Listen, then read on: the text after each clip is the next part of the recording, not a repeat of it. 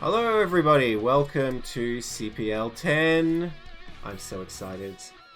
And before we do anything else, I gotta shout out Simo with the freaking gift subs. Amazing. But anyway, we'll get back to that. I'm Neblime, I'm here with Ford. Hey Ford, how you going? Hello.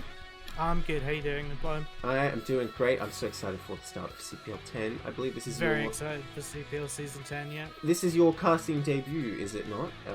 Casting debut, yep. I've been signed up since the first CPL I joined back in like 2019, but I haven't actually done any casts yet, so it was about time to fix that, I think. That's right, well, goddamn right, it's about time to fix that. I haven't done any casts this season, it's about time to fix that.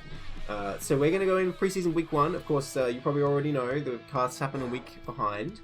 And of course, our lovely community casters have already got in there and destroyed some casts here.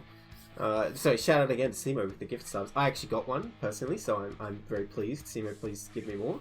That's awesome. So this is the group we're looking at today. This is group 10. So out of the 40-something groups in preseason, a bit lower on the MMR range, but I'm sure they're still very skilled players. Now, I deliberately chose a group that I don't really know these players in CPL very much. Peru I've definitely seen before. Aquatech, I have not. MysteryMeat, I have to admit, I do know vaguely of. He plays Cosmonarchy Brood War, which is a big overhaul mod for Brood War, and he's pretty good at that. I've heard he plays Starcraft 2 in the past, and he's quite good as well. But Ziyen and HM3YR. Now, Ford, you know something about that name that I don't you? Yeah, are we jumping into this game? Because I think that they're playing, so... What do you mean? But I can go over that now. Yeah, okay. So the name HM3 in Pokemon games is Surf, so I think it's Surfia.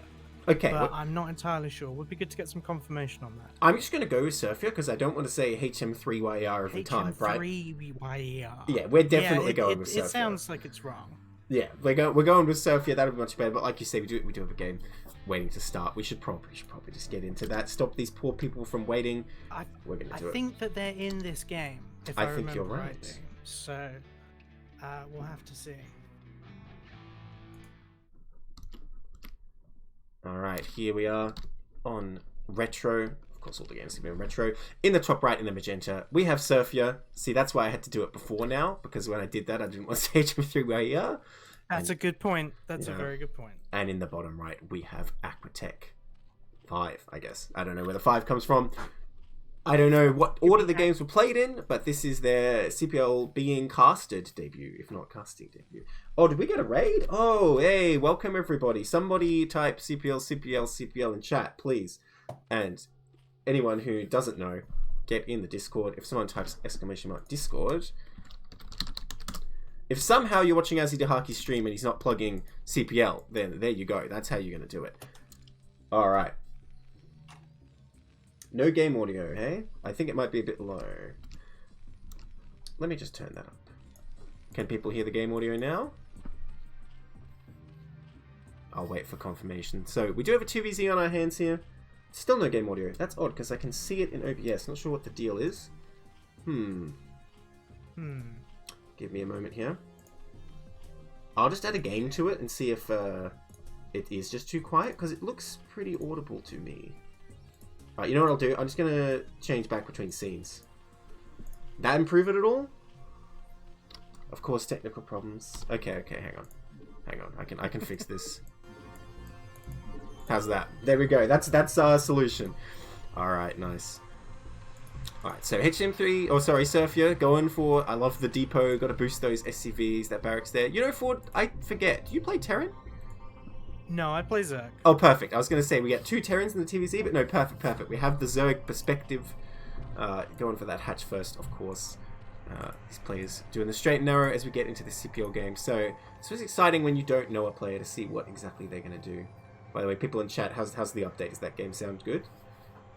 I'm glad we had to get that out of the way, because it ate up some of the early game time, because nobody's going for anything interesting so far. Although, I gotta say... It's all been very standard. No wall from Surfia here. Yeah, that's right. Is kind of interesting.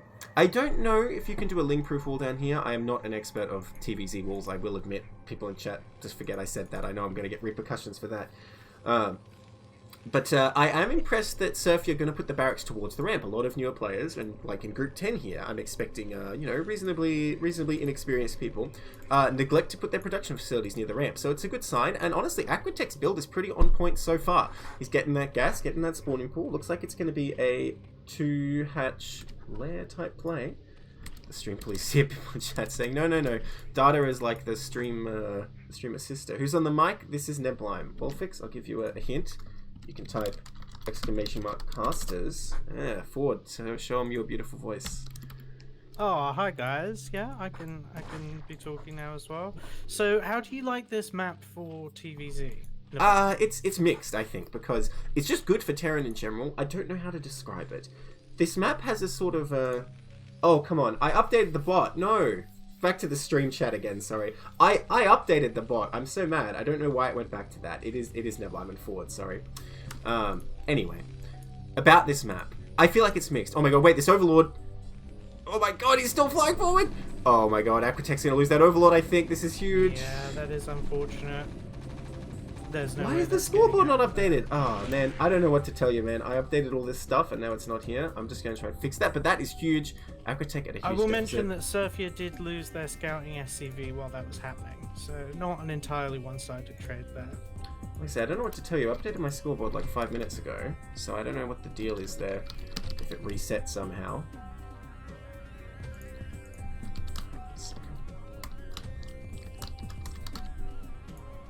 Alright, there you go. How's that? Alright, now, back to the game, yes. So, Surfia being pretty safe here. He's already got the bunker and everything, so there's no, like, sort of backlash from making a lot of lings up and losing that Overlord. And I mean, Aquatech isn't doing anything crazy. I think he's just going to take it on the chin and carry on. Which is probably wise here, but it is a pretty severe deficit to lose it that early. Data's right, I have another setting wrong. You guys thought you were getting a Starcraft stream? We're actually getting a troubleshooting stream. That's just how it is. Let me untick that. So is he actually in the bunker with anything, by the way? This Marine's just standing in front. Like, they're just sort of hanging out in front of the bunker. They haven't wanted to be cooped up inside, but there's not a lot of lings out on the map from Aquatech here. He's tried to go for the 3-hatch opener, which can be quite economically advantageous or regressive depending on what you do with it. But it seemed, I don't know what exactly has gone wrong. It might just be that hiccup from losing the Overlord. But it looks like the development's being a little bit slow here. I believe what happened is he got the 3rd hatch as a response to losing the Overlord because he would have got a bit of a bank. So it's like a 2.5 hatch style build. But you are right that this delayed the Spire a lot. And here comes this big scary stim timing. And I mean, he's going to have to make Sunkens here, but he doesn't even have a creep colony. Oh my god, he doesn't even know. We do have a big marine move out here. He doesn't even know, Ford. No, I don't think he can see this, so he's not going to get any static defense up in time. It looks like this game's going to be quite short. I was wanting to say that for the amount of lings out on the map, there are a lot of marines. And not a lot of defenses. And there's no Sunkens whatsoever. The mutas are not even morphing. No. The Spire's not even done. Man, I don't know. He's just going to come over here and neck snap him. I don't think there's anything that Aquatech can do, even before it's even happened. Unless Surfia sits here waiting. Every second counts. I mean, sometimes we do see this, right? Yeah, does happen. Oh, here we go. He's making his way in there. Uh-oh. I don't think we have any stim. It's just about to finish. If there aren't any Sunkens. It's just about to finish. He's taking his time, though. These Marines, they're pretty timid. Aquatech knows now. His Overlord gets hit, and he's like, oh my god. He must be sweating bullets right now. Data says he's waiting for stim. I guess that's true, but you don't need stim to gun down defenseless drones. The mutas are morphing, though. Aquatech is inevitably going to lose a lot of drones, but Mutalisk can work wonders sometimes. Well, we'll see. Okay, what's... Oh, he just GG's. I mean, that's fair enough. He's just going to GG. That's fair, I think. I wouldn't really... Yeah. Alrighty then. So, that's a point on the board there. HM3YR. By the way, my scoreboard refreshed again, even though I turned that off. I'm going to have to investigate about that. But, hey, I know this one I can do.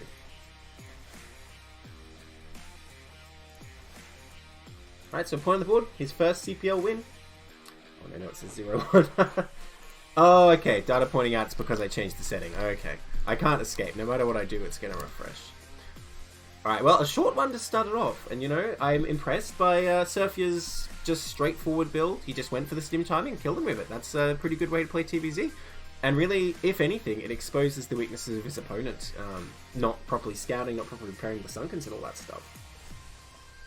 Yeah, I think if you see that move out and you manage to get the static defense up in time, the Terran is basically forced to go home, which even if you have been put into a disadvantaged position in the early game, gives you a chance to kind of tech out of it and get some kind of force to work with, and we just didn't see that happen.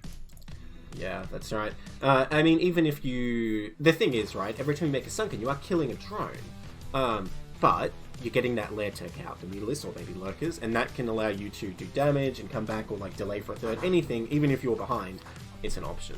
Hang on a second. So you basically need all of your funky stuff to hold a candle to a late game Terran army. Yeah, so that's right. it's kind of, you can be a bit wonky getting there, but once you get to the point where you have all of your fun stuff and you can actually fight, you can pull off some pretty ridiculous stuff as Yeah, I think in lower levels, the most important thing that's very hard to learn is the whole Mutalisk Marine dance from both sides, and I don't just mean the micros. Absolutely. I did manage to get the lobby up now. I had a bit of trouble with that on it. Oh gosh, sorry. No, that's alright. I couldn't host for a little bit. No stream is complete without hashtag thanks Blizz. So, you know. Okay.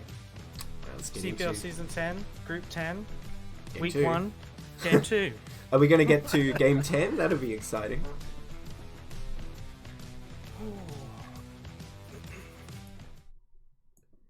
Alright, the scoreboard works. Rejoice, rejoice. Hooray. Here we are in the top right, in the blue, with MysteryMeat, and in the bottom left, in the grey, with Aquatech. It's another TVC, of course. Another TVZ. We're not done punishing this time. Yeah, we're not done punishing Aquatech. We're going to put him up on the chopping board again. Does MysteryMeat have the meat cleaver? Is he gonna, you know, slice and dice? I don't know what Aquatech's gonna do. Drown him underwater? It's normal Aquatech this time. It's not Aquatech 5. That's true. Well, maybe the first model is the best. You know, every time it degrades a little. Yeah, I'm not sure. Have you seen that movie Moon? No, I have not seen that movie. Oh, well, in that movie, they clone people, and every clone is like a little... It doesn't last very long, it's worse than the last. Maybe that's Aquatech 5, you know? Aquatech 1 is here. He's got full strength. Absolutely. So, you said that MysteryMeat was very good at what, a Brood War mod? Yeah, called Cosmonarchy Brood War. It's not like a UMS, it's like a full mod, right? It's got a whole... A full mod? Yeah, it's got a whole new tech tree and all that stuff. If you people want to check it out, you can go to cosmonarchybroodwar.com, but we're here to talk about CPL, not CMBW, as it's abbreviated today. Absolutely. I just thought I'd point out that he's quite good at that, so he obviously has the RTS skills. And I, like I said, I've heard he was quite good in Starcraft 2, but I really don't know if he has much Brood War experience at all. And like I said, he put himself in a pretty low MMR when he signed up, which I'm not to say it's not accurate, but it's just interesting. And already, this is not an A-rank depot, I gotta say. Okay, alright, you've activated Neblime, I'm sorry, but okay. Depot to the right. Put that depot Terran's Delight. under the command center for... Yes, but it's more this... boosting. It's more the depot and barracks next to each other that I'm objecting. Right. Depot to the right, Terran's Delight, but not against Zerg. This ain't going to stop links. I need a rhyme to update that, don't I? Point is, this is doing nothing for you. It's just later in the game you're going to make it annoying to deal with Mutalisks, potentially, and like your barracks is far from your ramp, so yeah, I'm not a fan. MysteryMeat has become the villain in this game. Aquatech is now the hero. He's just trying to get his hatchery up, man. He's ticking all his boxes. The humble Zerg. Very standard 12 hatch. Yeah, a hero, in other words. You know, since he's in chat, I'll point out to MysteryMeat, SimCity is way, way more important in Brood War than it is in CMBW, so maybe an area that MysteryMeat does not focus on as much. So scouts cross paths. MysteryMeat not sending a double scout, by the way, quite risky in case of an early pull. You know, in these CPL casts, we like to get in a bit of, like, maybe not coaching per se, but, you know, things we can point out that we can improve. So it's definitely something for you Terran players out there getting started. If you don't find your opponent in your first scouting location, you absolutely must send an SCV the other direction, because if it's a 9 pull, you want to know before lings get to your ramp. Otherwise, you're in big trouble. Alright, SCV coming up here. And Third hatch. the advice for Zerg on the other side of that is you should definitely try and kill their scouting SCV. It makes them very, very, very nervous. Actually, that's a very good advice. That's... Oh my god, well, he heard you! Oh, see, exactly. Oh, Just like that. Aquatech! Beautiful, beautiful Aquatech. Thank you. And you're absolutely right, this put Terran in a very awkward spot. This means that they're not sure if Lings are coming. They probably have to get a bunker if they want to be safe. And you can just drone up behind that, or if you do go for the Ling all in and they're not ready, they won't have SCVs pulled. All this stuff, it's a huge advantage for Terran, for Zerg rather. Doesn't even know the lair timing. You could just go for Link speed here. Curious, the Aquatech not droning very much. He's getting the gas, although he does have that third hatch, so he can explode in drones relatively soon. But MysteryMeat did just go for the expansion here. Now, look at this. It's eBay first, which makes sense because he's seen 3 hatch. Definitely reacting to his scouting info here. Gonna have a pretty strong mid game with a pretty plus 1 timing here. And it actually, you know what, cross positions, stim timing isn't going to be that attractive anyway. So I'm liking what I'm seeing out of MysteryMeat. We're not seeing any lair yet for Aquatech. So I am wondering whether this is going to be a Ling all-in. He may have been traumatized by last game, so he's getting the Sunkens up already. Did he not confirm the expansion? Is he expecting some kind of early attack? I don't know, but you're right. No tech so far. The gas is going to waste. Oh, well, hang on. Lair just started now. You know, it's late, but it's not catastrophically late. This can still be okay, especially with 3 hatch. If you get the economy up, you can make enough Lings to stall out a bit. Although, these Sunkens are extremely early. You know, if Marines were coming across the map or a Vulture was out or something, it would be good, but now I think it's just a waste of money. Although MysteryMeat does look like he wants to put the aggression on. Or maybe not. Yeah, I feel like, especially at low levels, I agree it's a waste. I also say I would feel a lot worse about this position if we didn't have any Sunkens. Like, it's ideal to make them as the Terran is coming over, especially... Ooh, Zerglings going in, running back out, just checking on the Marines there. Yeah, especially cross spawns, right? Because you've got plenty of time to get that static defense up before Terran gets there. Is this a Valkyrie build? Look at this factory timing. MysteryMeat not wasting any time. In fact, I was going to say, does he even have an academy? He does, all the way up there. But he's getting a factory super fast, so I expect we're going to see Valkyries. You know, I can't say I've seen a side social rush with a factory this fast, but it could be a thing. I don't know. I guess we'll see what he has in mind. But man, Aquatech really just does not want to get busted by his stim timing. Yeah, I was going to say, he keeps making the Sunkens, which I'm not a huge fan of, although again, still better to have them than have none. But like you said before, you're killing one of your own drones every time. Yes, and he hasn't made that many. He's only on 20 here. Pretty poor economy for Aquatech. Now, I don't see any lair structure. He tried to build a spire, I think. Oh, well, maybe that's just the rally point. I saw a drone spinning around, but he didn't make it. Now, for now, he is 100% safe. But you know what? There's a machine shop coming out. Is MysteryMeat just map hacking here? And it's like, I know he's not making a spire. I'm going to show up with siege mode, just blow up all those Sunkens he made for no reason. Spire is coming now, though. Alright, here's a bit of a move out. We've got some Marines moving out here. Gonna get those Zerglings out of there. Do like that from Aquatech. You do want to protect your Zerglings. Yeah, and now these Sunkens are looking good. So yeah, they're very, very early. It is a waste. You probably don't need 5. Wow, yeah, he is really preparing for an attack here, but a tank is what's being made. A scan just went down. He scanned the main. He sees absolutely nothing. So good job tiding the tech there, keeping Terran completely in the dark. But yeah, he's making a tank with siege mode. That hard counters Sunkens, man. He's done the one thing. Honestly, if the Bermuda's out, and say Aquatech is trying to take a third, I'd say MysteryMeat looks pretty terrible right now. But as it is, I think his position's pretty good. Absolutely. Yeah, let me try and update the bot again, see if it sticks this time. I've never had that happen, by the way. The scoreboard, you know, it's my first time using it, so I understand. But I don't understand why the bot's screwed up anyway.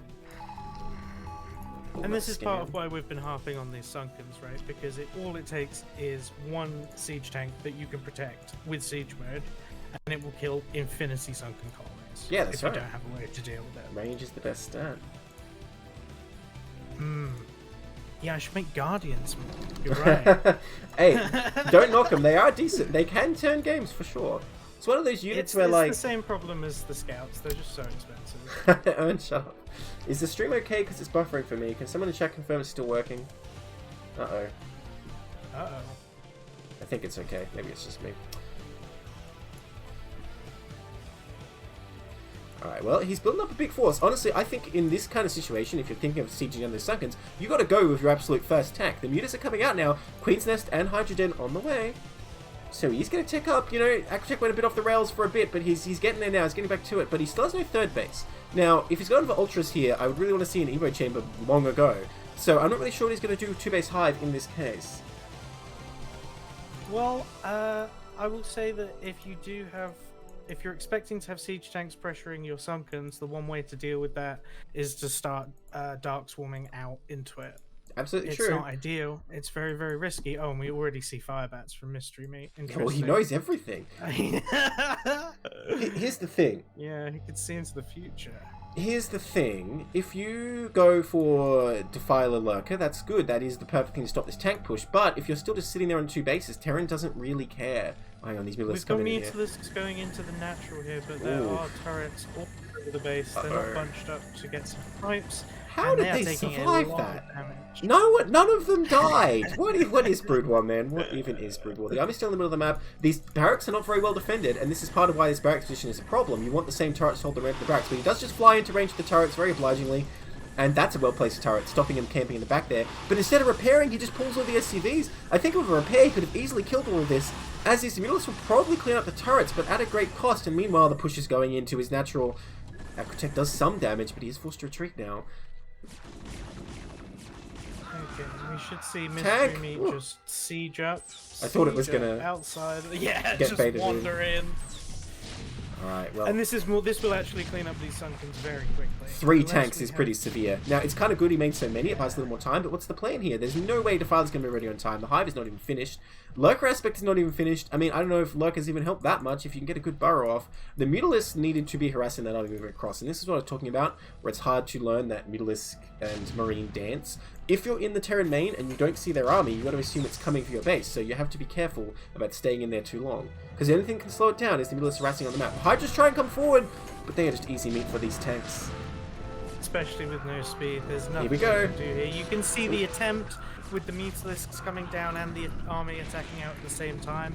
Things like that can really do wonders, but I don't think it was enough here, and it wasn't quite timed perfectly either, which is what it takes, really. Even an Overlord got taken out, unfortunately. Okay, he has a Lurker. Rough. What level?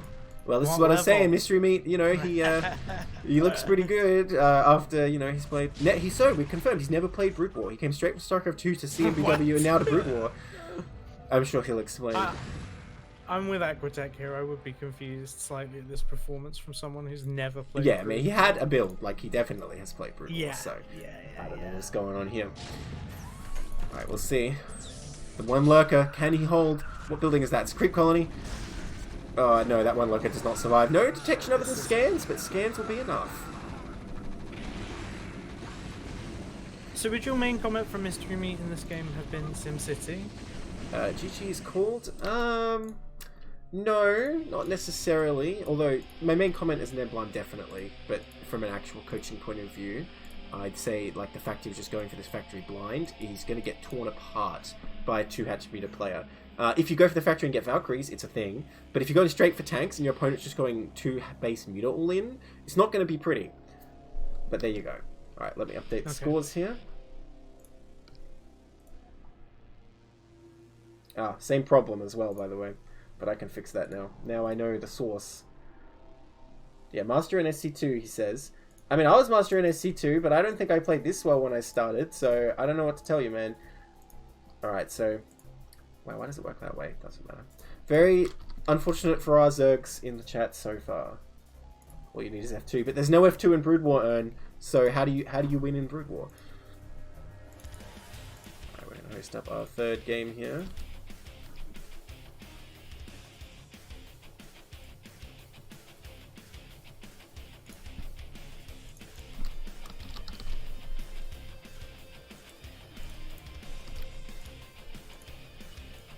SC2 is training wheels. Yeah, maybe. And says he doesn't know how to win. When I win something, I'll let you know. What a surprise! In a Brood War stream, the chat is anti-StarCraft 2. Who'd have thought? Alright. Oh, bizarre. We're gonna get started in our next game here. Will Aquatech be able to get a win here? That's what I want to find out. Here we go. Are we following Aquatech throughout all of their games first? I guess so. Perfect, perfect. Look, I didn't have a plan with the order of these games. I'm just casting in the order they came, so here you go. Alright, in the top right, in the red, it's Aquatech 5. He's got that number again. And in the top right, in the grey, it's Ziyen. I know nothing about Ziyen. It's my first time seeing him in the CPL, which it is for Aquatech and Surfia too. So, there you go. A fresh CVZ. Terrans are being too mean. Aquatech, can he take the Zerg versus Zerg? I want to see a win for him. That'd be good to see. Yeah, I mean, anything can happen in a Zerg v Zerg, right? Honestly. Absolutely the matchup true. is so tough. So tough. And every single unit that you have is so consequential. It can come down to lost drones, of course. It can come down to lost lings. It can come down to you having a bunch of your lings while your opponent's making mutilisks. Them having mutilisks where you only have lings. Every combination, every upset in the balance can just lead to an instant neck snap in this matchup. I do love it. Data says Surfia's been around for a while. Well, you know, somehow he's escaped my casting until now. Very fortunate. But now I've got him in my sights, so too bad. That's interesting. Wow, in CPL 8 and 9, and I never casted them. Wow, that's crazy. But I guess, you know, there's a lot of people in CPL. I don't know how many signups we got, Data, if you want to provide that information in chat, because there's always plenty of people wanting to play Brew. Well, now, we've got the first The move. Overlords here are going to scout each other. Oh no, it's going to be a collision.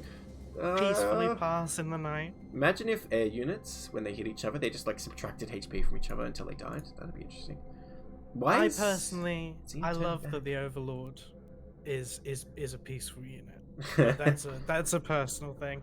Now, this choice, I know that you can be quite idiosyncratic in this game. I don't recommend following your opponent's Overlord with your Overlord. Yeah, right. I would go to their base and see what they're doing. It is quite important in this matchup to do that as soon as possible.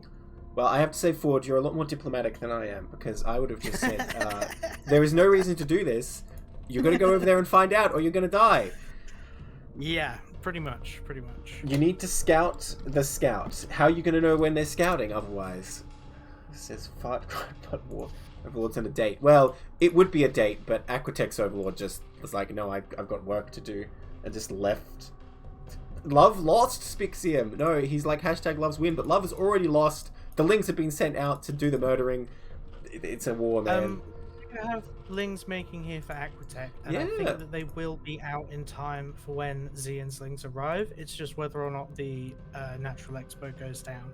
Also, Ziyen is has a mineral bank, which in ZVZ you do not want that. Yeah, he never started mining gas. Now, we get his expansion here, but I think is a good move. The Link's coming up. You're actually going to go for the run by. Ooh, well. Okay, they probably shouldn't have turned the fight, though. No, a ramp is not that much advantage for Lings. It's something. It looked like they sort of tried to take the ramp position, which again can be very strong. It may have just been a rally. I don't know. Now the hatch does go down, and Ziyen's got the minerals. He can just pump some more Lings here. Oh, he doesn't want to lose any. He did not start mining his gas though. Not sure if that was deliberate when he scouted a hatch or something. Well, no, he didn't scout a hatch until his Lings got there. But now he's in not a very good position because Aquatech's going to finish Ling speed, and he can start the lair immediately. Is he thinking of a third hatch? Uh-oh. We're getting crazy here. Oh my god, he did it. He's been watching too much ASL, man. He's getting that third hatch on the ramp. Yeah, I mean, so it's a bit crazy. This is the thing with ZVZ, though, is that this is very good if you want to suddenly do a Ling flood at like a specific point. I don't know if Ziyen's going to be at that specific point because of the sort of upset nature of the build so far. It looks like they're going to be building a Hydralisk den.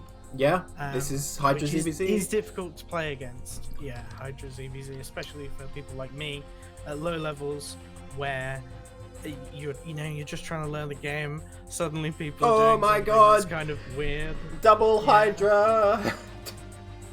Okay, they're both doing it. You know, I would say normally it's the 3-hatch player who wants to be on for the Hydras, so in my opinion, Ziyen has every disadvantage right now, and Aquatech has every advantage. He has a hell... Well, what am I trying to say? That's what I'm trying to say. He has a lot of Lings out. He has more drones, although he's working on that. He's now down to equal drones. He has Ling speed, his opponent doesn't. He's got the Hydra Den as well. Neither of them have done anything with the Hydra Den yet. Looks like Ziyen's still thinking of attacking, but that would be a grave mistake here without Ling speed finished. Honestly, if Aquatech Yeah. pulled the trigger and went across the map, he would just win instantly, but he does not have the intel. I was going to say that's what I would really like to see here is Uh-oh. Aquatech at least being more active out on the map with these lings to see attacks like this coming and try and get a good position on them. Well, he could have just moved out and killed everything, right? Although he's hiding his power back here. Aquatech's Overlord left his opponent's base, which, you know, if you know there's Hydras there, sure, I guess, but he didn't know that when he left. The Sunken's going up. Aquatech is just determined to turtle here. But Ziyen has actually got ahead on drones now. If they try and do the exact same thing, but Ziyen just doesn't make Sunkens, I mean, he's going to have a better economy here. Oh, he goes in for a hit. I don't think he has enough lings though, but he doesn't know about the lings up the ramp. But even with the Sunken alone, I mean, I think it's going to clean this up pretty easily. Ziyen does kill all the lings, but not really the trade he wants when he has no Sunkens of his own. He's going to have to remake lings or something to defend himself. Are we seeing Aquatech just pump Hydras here? Because we're not seeing him really catch up much on the drones. I'm not 100% sure, but is 15 drones enough to support 3-hatch Hydra? I don't think it is. And also, he's still got to get Hydra range, by the way. Actually, I'm not sure. Did he get Hydra speed? I know Ziyen did. By the way, second gas going down, which you absolutely do not need. He's got 400 and 500 gas. My advice to these players is think carefully about your mineral gas balance. It's a problem we see a lot in lower levels. You've kind of need minerals for everything and gas not for everything, so be careful about when you take a second gas. Even when you mine 3 on gas. I mean, I think Aquatech very smartly only 1 on gas now with his massive bank. Hydra range is coming up for Ziyen though. And you can see Aquatech has used his 3 hatches to actually massively outstrip Ziyen on drones now. So I think Ziyen has been making army units. In chat, White Kid's saying, I've never played a single CPP in my life. I'm asking, is that enough drones to support 3-hatch Hydra? Hydra coming across here. Alright. Okay, Ziyen heading out with, what is this? 5 Hydralisks and 4 Zerglings? Uh-oh. I think that the defending Zerglings and 2 Sunkens will be more than enough to... for now, but Ziyen that. is severely misinformed here. He's making a whole bunch of spores. He's thinking his opponent is still going to go Mutalisk, but little does he know. That said, Ziyen absolutely cannot attack this. He needs to stop throwing units away in here. Okay, he does pull back. He can't make up his mind. Is he going to do it? Isn't he? But given how much minerals got spent on spores and stuff, if Ziyen just keeps pumping Hydras, he can build up a force to bust this. He doesn't need that much more. Like, double this force and it would probably destroy all this. Sorry, Escalade says 22 drones, so there you go. So there you go, 15 is not enough. I know one thing or another about. Look, I know some rhymes about Terran Sim City. That's it. Don't turn at me. So, more lings coming from Ziyen, interestingly. He's got so much gas here. He's mining double gas. And now he starts the Spire after Aquatech has made spores, unfortunately. So, not really reacting to what his opponent's doing very well at all here. Like I said, if he continued pumping Hydras, he's probably going to bust it. I like droning up a bit more, though. Aquatech does have 21 drones. I think this is a perfect example of how sometimes in this game you can make a decision and it pays off for you, but that doesn't necessarily mean it was a good decision. With Ziyen now going into the Spire, he's presumably going to be making Mutalisks, and so these spores might come in really handy, but when they were made and why they were made are still worth commenting on, because that can lose you the game, even if it doesn't in this specific instance. Throws down another hatchery, by the way. So third hatch coming up for Ziyen here, and honestly with 18 drones I think it makes sense. That said though, if you're going to be making Mutalisks, you actually need less because they're more expensive per lava. But at least the double gas will have some purpose now. Now, you know, even given that these Mutalisks won't be able to harass because all these spores, it might still be okay just keeping his opponent in his base, taking a third. Mutalisks is still a good unit, you know? Absolutely, and they're one of those Zerg units that can do magic, right? You can just like get infinite value off of them if you control them well. Ooh, the high ground. Do you see the move out here? Yeah, yeah. High ground advantage for these defending Hydralisks, which I think will be very good against these Zergs. Oh, but I do think that Aquatech has more Hydralisks here. He does. Ziyen mismicroed that a bit, actually. If he stayed in his current position, he would have been real good. But now he's pulling back a bit too far. But now this is pretty much impossible for Aquatech. He does not want to take this fight. Oh, Ziyen gets baited in, though. Okay, well, Ziyen not making the most of this ramp, but he's getting a pretty good efficiency here. Yeah. And Aquatech's Hydralisks decided to wander back on themselves, but we do have some reinforcements coming here from Aquatech. It's moving up that ramp to eliminate the hit chance. He's going to take out the group. What reinforcements do we have coming from Ziyen? Just 3 lonely Hydralisks walking across the map Oh so no, the far. rally. The Spire sits unused. The Mutalisks only just start now. I mean, if he had like 9 Mutalisks or whatever, he could clean this up, I guess. Although that's not that efficient. The Overlords. It's difficult. The Overlords. Okay, there's a decent number of Hydras here for Ziyen. He's sort of whittling it down. Man, Hydras are pretty tanky versus themselves sometimes, though. Okay, a whole bunch of Hydra Mutaling being made. He's making every unit.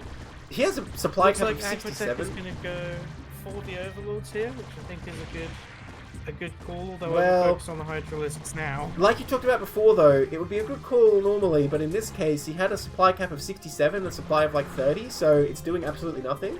And now these Hydras get picked off. He doesn't have Hydra range! He's getting ranged by Ziyen's Hydras! The Mutalisks even too will have a good time here. 91 supply limit for Aquatech, by the way. A lot of Overlords being made, which is minerals you could spend on other stuff, so Aquatech's Aquatech's attack gets thwarted here. Now, Ziyen with a very low drone count, nonetheless, is going to have a superior army for now. He's got a huge gas bank, so he should be able to just keep making Mutalisks.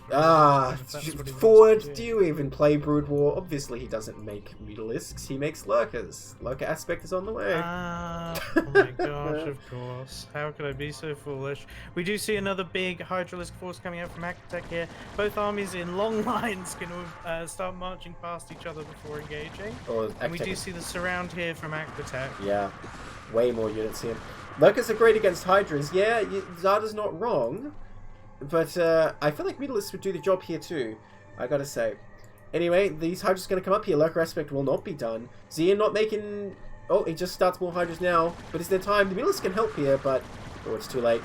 Those Hydras are going to get done down. These Mutalisks will get destroyed if they try it too. Oh, they barely don't kill that Hydra. There we go. Nicely done. But now Aquatech has Hydra range. It's over. More Hydras hatching here. I think Ziyen will be able to clean this up. Oh, but the rallies. In this situation, again, some advice for players watching here.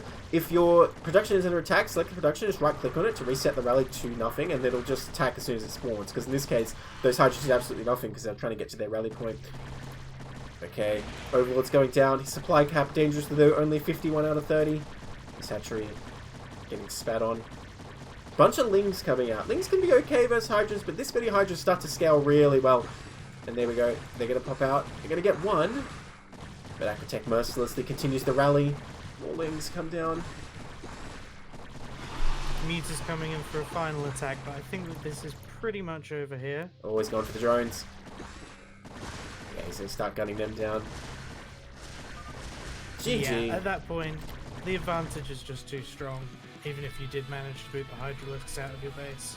Yeah, wacky game, I have to say. You don't see games like that all the time in CPC. Both players have Hydra, but I have to say, Ziyen was a bit all over the place when he was investing in. Aquatech, at least, he was just like, alright, Hydratech is what I'm doing, and I'll be doing Hydras. So he just went straight forward, he didn't waste money on any of this other stuff. And so he gets on the board. That's great. A win for Aquatech here in Group 10. I need to get some water. I will get 1 minute. Alrighty then. I'll just blab on while we're waiting for our next game here.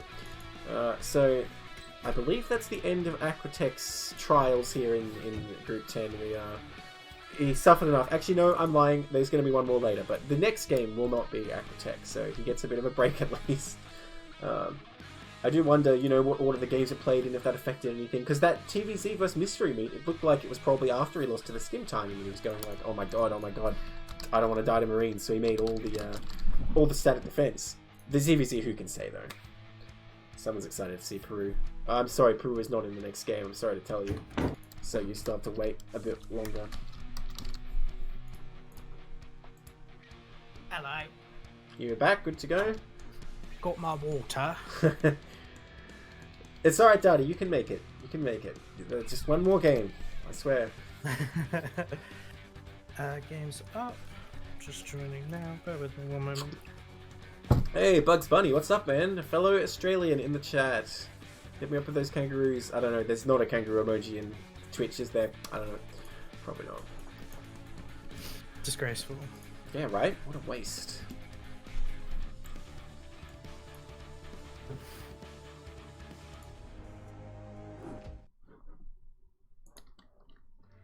Alright, in the top right here, in the grey, we have MysteryMeat. And in the bottom left, in the magenta, we have Surfia. You know, I even confused myself for a second. I managed to move the camera in such a way that it looked the same.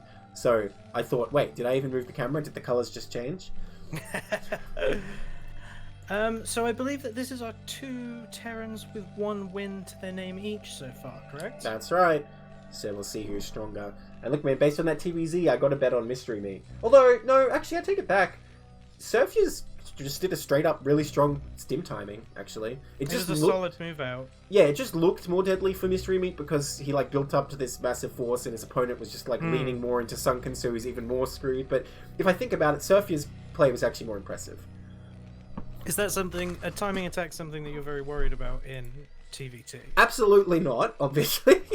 It's the one matchup where like timing attacks don't really exist. The only thing you might say is like, if you go 2-fact Vault, it's sort of like a timing attack because it's like, I've got Minds and Speed now, aha, but it's more like an all-in almost, you know, so that's not really... I gotta say, I can't think of any timing attack per se in TVT. It's just not a kind of matchup. Yeah, my TVT knowledge is incredibly lacking. I see. As a Zerg player, like... do you approve of Terran-on-Terran violence? I like watching them. They're interesting to watch. I could never be bothered. This is why I play the Degenerate Zerg, so that when I have my mirror matchups, they're usually over in 10 minutes. Right, so even if it doesn't go well, you don't suffer for long. You're just like, okay. Exactly. Whereas some of these late game TVTs that I see, because I only see really high level ones, so that I'm kind of asking more from a, no offense to you, perspective of someone who's not playing at like ASL. Yeah, of course. So the TVTs in that sort of high level stuff, they can get, it's just too much. There's so much going on. There's tank lines everywhere, minefields, drops. It's just nightmarish. Oh yeah, well I will say, TVT is definitely a matchup where you can always spend your APM looking for a tactical advantage, unless the map is completely locked down and then you're just trying to make battle cruisers or whatever. Because almost all the time, your like core cycle is like obviously macro. Then you're like, okay, I scan here, can I attack here? And you have to make the judgment call if you should attack that tank line or not. And then you move to another location and you just keep going. And then you throw in drop ships. That's a whole other dimension. And have I made enough Goliaths? If he makes Wraiths, have I scanned his main? Oh, it just gets all over the place. And so you are still seeing those exact same dances even at lower levels in TVT. It's not like there's cheap stuff that people can do that the pros are just too good at defending or anything like that. No, not really. I mean, one thing you do see at lower levels, you don't really see at pro levels, is 2-fac with tanks. You see it in like A rank, I guess, and probably S rank sometimes, but I've never even seen that in a pro game. I've seen 2-fac Vulture, but I don't think I've ever seen it win in a pro game. It's really a very much like surprise you a move. But 2-fac tank I have not seen in a pro game, so I don't think it's very good. Bugs, we're not casting your games today. Both players have 2 Marines blocking their ramp. Is this to deny scouting, or are we worried about like an early Vulture or something? Vulture could be out very soon, but I tell you, 2 Marines on a ramp alone probably wouldn't stop a Vulture if you micro it just right. Oh, Surfer comes down and lets him in though. Honestly, Marines in TVT are kind of like, do I really have to make these kind of unit? But they can be pretty good at adding some DPS sometimes in early game fights. But MysteryMeat gets right in there. He sees only 2 on gas, which, you know, having started the machine shop, I'd like to see 3 on gas, unless he sees there's going to be no crazy starport action, which is a pretty good scout. That's quite helpful. Now, second factory coming up for MysteryMeat. He's going straight for those vultures.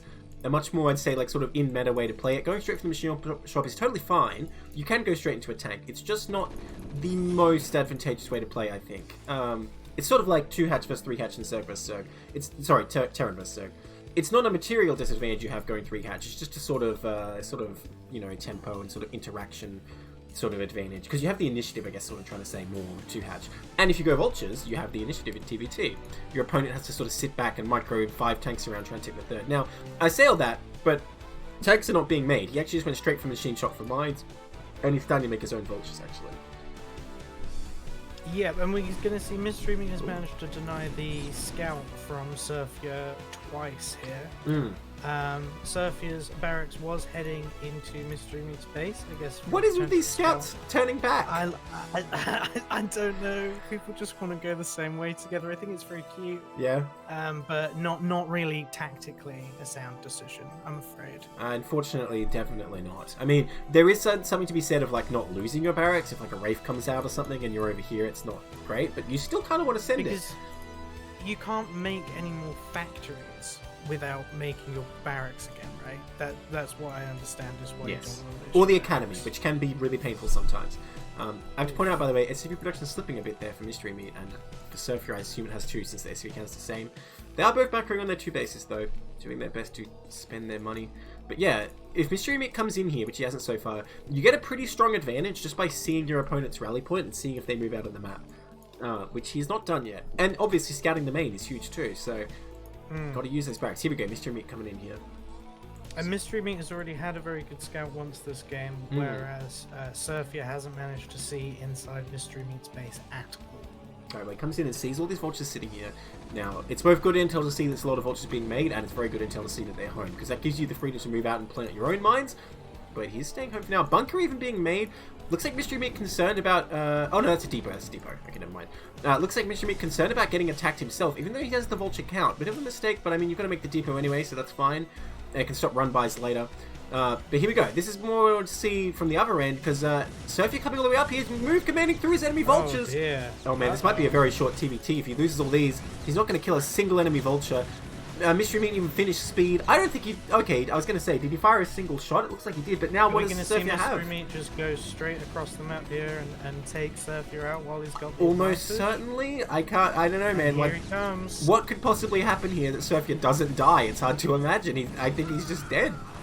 The Marine's still distracted trying to destroy the barracks, but there are just so many vultures here, just annihilating all of these SCVs. I don't think that there's a way that Surfia can come back from this. No, I would say not, even if he somehow holds his ramp here, which, you know, he might. He's doing a nice block with the vultures. What MysteryMeat needs to do is just lay 100 mines here, and then it's really over, because you can't even make a tank. That's not really the spot. That's not really going to do that much for you. If later tanks come out, they blow up, that's fine. But you really want to just, like, destroy the natural area with mines. You just do it all over the natural. Oh, look at MysteryMeat's base. Where they want to be mining. These Marines are actually blocking the vultures from getting out. Oh, he finally figures it out. They're going to come out now. Third going down for MysteryMeat. I love it, honestly, knowing he's ahead. Just throw down that third. That's a great move, especially when you're getting mines out near your opponent's base. So MysteryMeat really taking that advantage and running with it.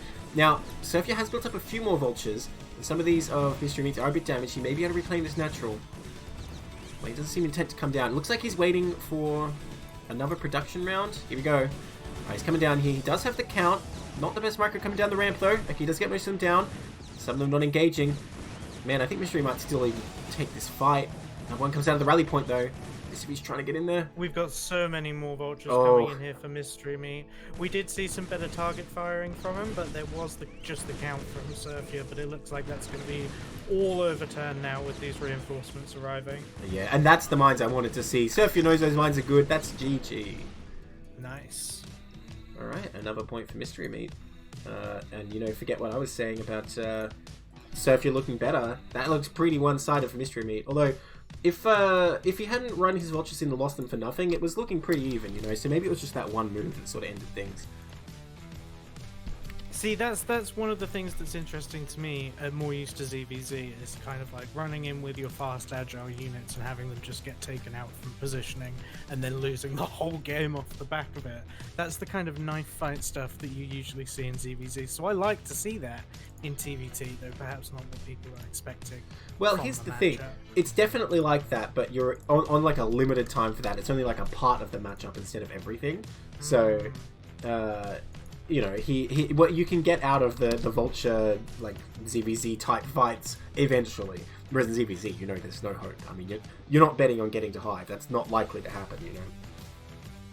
All right. I mean, we did see it some in the most recent ESL, which I would recommend to people if they haven't checked that out. Surfia pointing out Mystery had great intel. Well, since you're in chat, Surfia, I'll point out that you should probably never move your vultures around on move command like that, unless there's a very good reason you need to bypass enemy units. If they're on a move, you would have at least had trade there, and maybe you notice you're under attack and you can pull back. But even adding on to that, if you float your barracks to your opponent's natural, then you can at least see how many vultures they have if they're out on the map, and then decide whether you're even going to move out at all. I should probably not say the next thing, because I'm just going to keep going. There's a lot of things I could potentially say about any game that gets played, you know? So I'm just going to leave it there.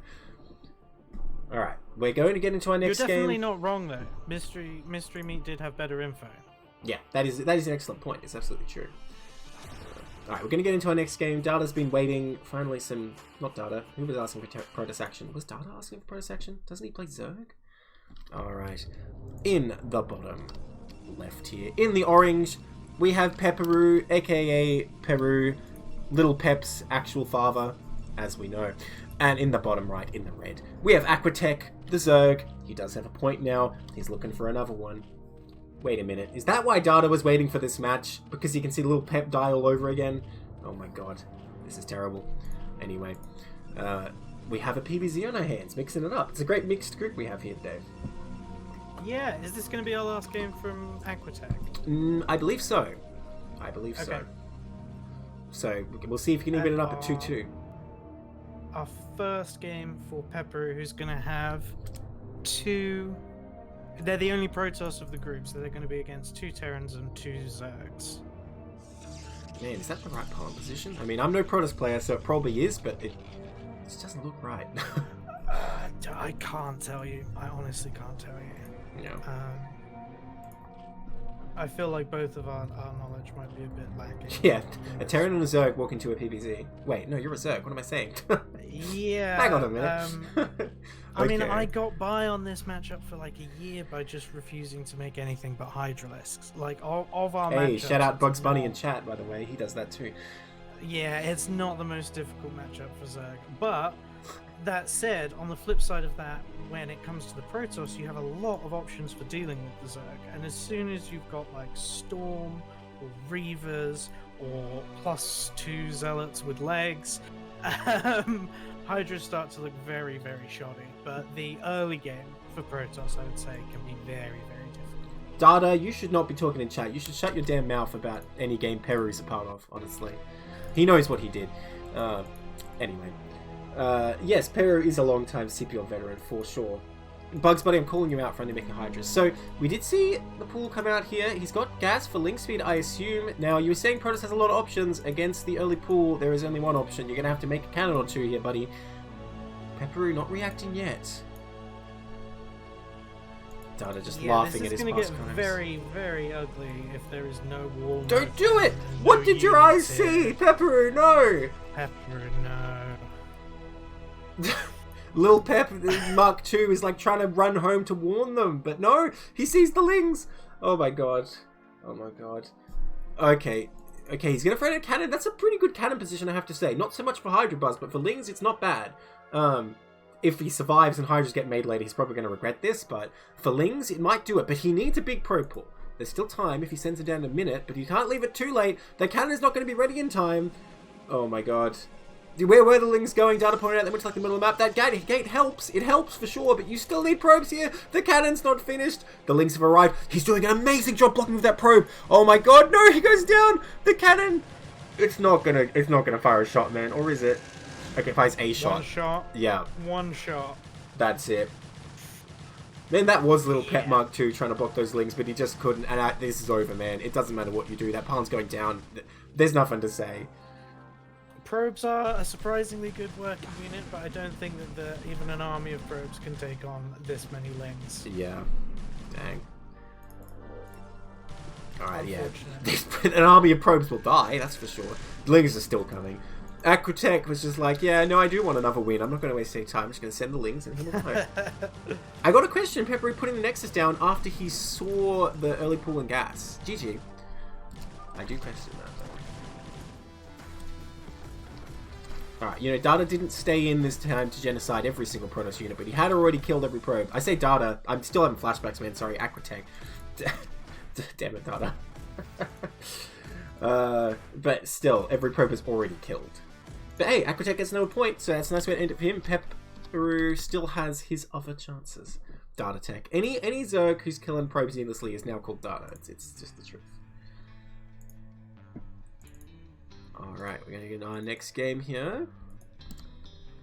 Let me me just host that up if Blizzard will allow us. There we go.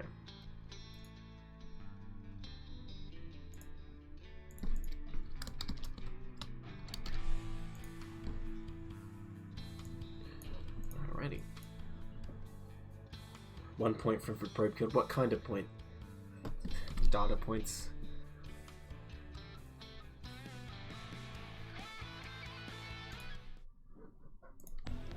Alright. In the bottom left here, once again, we have Peru in the black. And in the bottom right, in the magenta, we have Surfia, a TVP now. Again, we're getting all the matchups in today.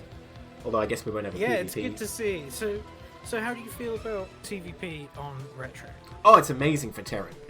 I'm surprised Protoss put up with it at all. It's pretty rough.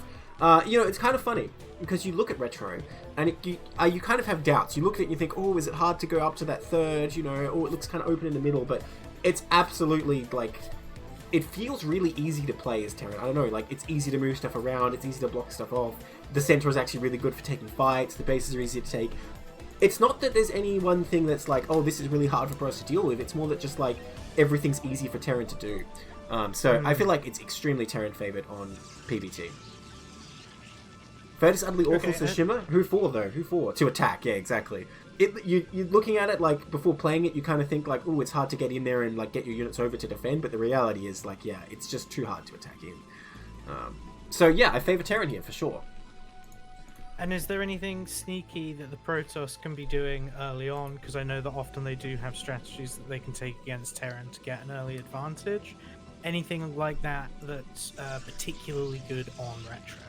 I mean, it's maybe more a sign of the modern meta than the map per se. We have seen a lot of mass shuttle play. It's decent because third is sort of a little bit far away from your rally, and you have to get up with a ramp. So, if you drop a whole army above the ramp and Terran has to try and retake it, it's a bit painful. So there is that. Not super strong here though. It's not like a map like Gladiator where it's really hard to get up and down in your main, so that's extremely dangerous. So I'm not really a fan even. It's just something that people do. So they think it's good, is what I'm saying. Everyone's wrong but me. Now, we do see Surfia taking his life in his hands. Looks like he's going to go for a gasless expand here, which is very bold. We don't see Zealot coming out, so it may pay off. Because that's cyber. And gasless expand just means that you're going to be very late getting a factory and therefore a vulture. Yes, that's which is why you're saying that he's lucky that there's no Zealot coming out, because a Zealot will. Well, not even so much the vulture. What is the fact that you have to deal with a Zealot down here at the natural, not in your main. So you're far away from backup SCVs. Your SimCity probably isn't going to be as strong.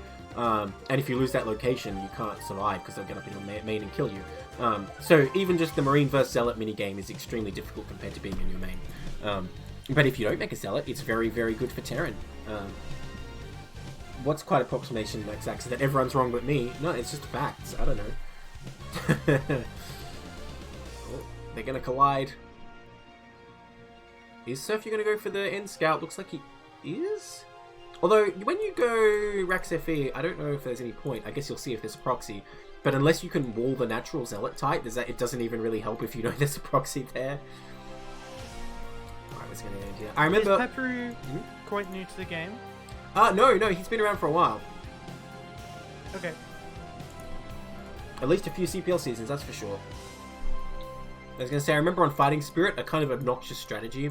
You go gasless expand, and if Protoss is proxying, you can actually wall your natural completely, your barracks and depots. And they'll just be out there. 4 in gas? Who? Here? Is that 4? Oh. Yeah, I was going to point this out. Peru, it does currently have 4 in gas, which I don't think you want to be doing. Well, he just really need gas for something. He just really wants it. Goon didn't even move out, but Goon Range is on the way, so I assume we're going to see the same stuff here of Peru harassing this bunker. Now, I say Rexify is very, very good for Terran, but there's definitely play for Protoss. I mean, the sort of most conservative thing to do is you just start hammering that bunker with Goons and you just double expand relatively slowly. And you're not behind, but you can play from there. It's okay. So you still think this is a reasonable position for Peru, even though Terran has the base up and has been making SCVs from 2 bases for quite a while now? Yeah, you wouldn't choose to play this game. You wouldn't be like, alright, going into my match, I want this to happen. But it's still perfectly playable if you just do as much damage as you can with the goons, take your third, and just, you know, stall out to get max. You can still play. But Terran would definitely be happy with it. We really want to see Pepperu getting out on the map with these goons now. That is a critical mistake. If he's not taking up as much minerals as possible and even sniping a bunch of SCVs, then Terran will just be insanely ahead. Because the thing is, if you like... Here we go. We do see the move out now with three goons on their way over. If you cost the Terran, like, you know, hundreds of minerals and kill like 4 SCVs, they're still ahead. That's the problem. So if you don't do anything, then you're really in trouble. But it looks like he will be able to come and harass pretty well before the tank now. Now, you know it's tricky to micro this. We just see a Robo coming up, by the way. I wonder if we go for a Reaver. Could potentially be good. A third with Observer could still be coming up here, though. Alright, here we go. Oh, gotta position them. Gotta be careful. There you go. Oh, that barracks is being very annoying, actually making them attack it as well if they're not in range. See, because you might not notice this goon isn't actually hitting the bunker if you're not paying too much attention. Oh, there you go. He does figure it out. There we go. Now he's positioned. Now the drain begins. Now the bot's just broken, Shimmer? I don't know. Try it again. Oh, and Surfer needs to have a look at his bunker. Oh! He gets the repair right at the last moment. Uh-oh, we got a bot. There. Let me just deal with that. Uh-oh. That's alright. You keep casting. Yeah, robots leave. Get out. Please. This is not for you. You have your own tournament. Go play in your own tournament. The tournament of spam bots. Wow, the bot. Oh right, our own bot is not doing a very good job right now. He put caster and it put the Discord thing. Surfia has been doing a fantastic job of getting this repair off when the bunker is at less than 50 HP. It's all just part of the you know, excitement. By the way, very smart thing I want to point out Surfia did here. He started siege and then started the tank, which is exactly what you want to do in the situation. All the repair stops, but he starts it again. So yeah, very well handled by Surfia here so far. I think he's going to be A-okay. Yep, siege is just about to finish up. That tank is up on the high ground, ready to start bombarding down onto these dragoons. He still needs the bunker though. Oh my god! If the goons didn't pull away at that exact second, the bunker would have died. And even with the tank up there, you're still kind of in trouble. Now, what has Pepperu been up to at home? He's gotten 3 gates and observatory. Now, I'm not really a fan. I would much rather he get another Nexus. But if Surfia goes for like some kind of move out, it could still play into his hands here. But I mean, he's getting the armory. He's on 2 factory tank. I don't see an eBay. But I don't know so far. Sorry, you go. You said that you would like to see the Protoss double expand off of the goon pressure on the bunker. So you would want that to, well, you wouldn't because you play Terran. Yeah. But your fear would be that that is already done now. Well, look, if I'm being honest, my fear when I do gasless is they're going to proxy a Reaver in. It's very, very hard to stop that. But if they're not doing that, then yeah, I think the best thing to do is like just to get the damage on the bunker, because you can get some value that way, get your third, and then just try and go into a normal game for sure. And he is sending a probe up now. It's just that you already got a probe in position 3 for gates. it, yep. Data, by the way, even if you had access, I don't know if you better fix it because I don't understand it. When I look at the caster's command, it says Neblime and Ford, but for some reason when people put exclamation mark casters, it sends the Discord information. I don't know. The Nightbot is crazy. The spam bot has been banned. Still no third Nexus, but we do see a Citadel, and he's got 5 gates. Is this probe just a bait? So if like a Vulture ran in, he'd think he's expanding? Because I think Pepperu is going for a bust. He's got the shuttle coming. This is exciting. And Pepperu does have the observer over the natural here, and there are no turrets or anything, so he can just see the entire tank count. Well, this is very critical having no turrets, right? Because just dropping a few zealots on the top there would be devastating. I don't think 6 goons is enough, but he's going to be building up. If, you know, 4 zealots get dropped on the top of the cliff, then like 10 goons are attacking these tanks, he could probably pull it off. Shuttle's coming. And I mean, he's going to get zealot speed, I imagine, with that Citadel, although it hasn't started yet. If he waits too long and there's a bunch of turrets and even a bunch of vultures and stuff supporting, it may not work. Alright, third Nexus does go down as well. We do have an eBay from Surfia, just no turrets made yet, so he can start doing that anytime. And here we go, we do have some going up now. And that observer wisely starting to get out. You know, this does technically give coverage because I'm just looking at the front. The bunker down here and the turret up there, technically I don't think there's a spot a shuttle could unload, but you'd really rather be hitting it with 2 turrets. A lot of gas for Pepperu. Yeah. I mean, we've got a move in here from Pepperu. and then pulling back once that tank shot hits. We do have the third going up for Patomaru. Scans the main. He sees the gate count, which is actually really good information. You would expect the Citadel to be done, but I don't think you expect 8 gates to be finished if you're going for like a 4th base, say. So that is good intel. And he does scan that third, so he does see that going up now. Templar Archives just started, by the way. Yeah, no zealot speed until just now, which, I mean, I guess he never planned to bust just now. The shuttle was probably just insurance in case of a move out, which actually I kind of like, because it's very strong if Terran goes for a 2-base all-in off the Raxa feed, just because their economy is so much stronger, they'll be so much faster. So I don't mind getting the shuttle at all, actually. I just wish he would have got this third and saturated it faster, because now he's on even supply of the Terran, which didn't need to happen. We come vultures too. No pylon wall at that third. I mean, there's only one probe there to die, but still. Where's he going? Yeah. Oh. Having the vultures over there is going to prevent any kind of transfer or any build-up of drones here. That probe got to scratch the paint, though, so he died happy.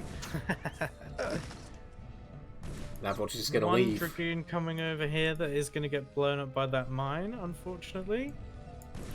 He can take it. There's a goon at Surfia's Natural that's looking dangerously close to running in and getting blown up. That's what I'm trying to watch. Well, you know, in a way, maybe this is good for Patomaru because he's been alerted to the danger of vultures here, so he might actually get the defenses up. And maybe it prompted him even to do his transfer. Now, production has ceased for Patomaru. He's hit a supply block. If you see the production tab, Terran's getting everything they need to get. What did he just blow up? Was that a turret? But Protoss is building literally nothing. Uh-oh. Just completely stalled.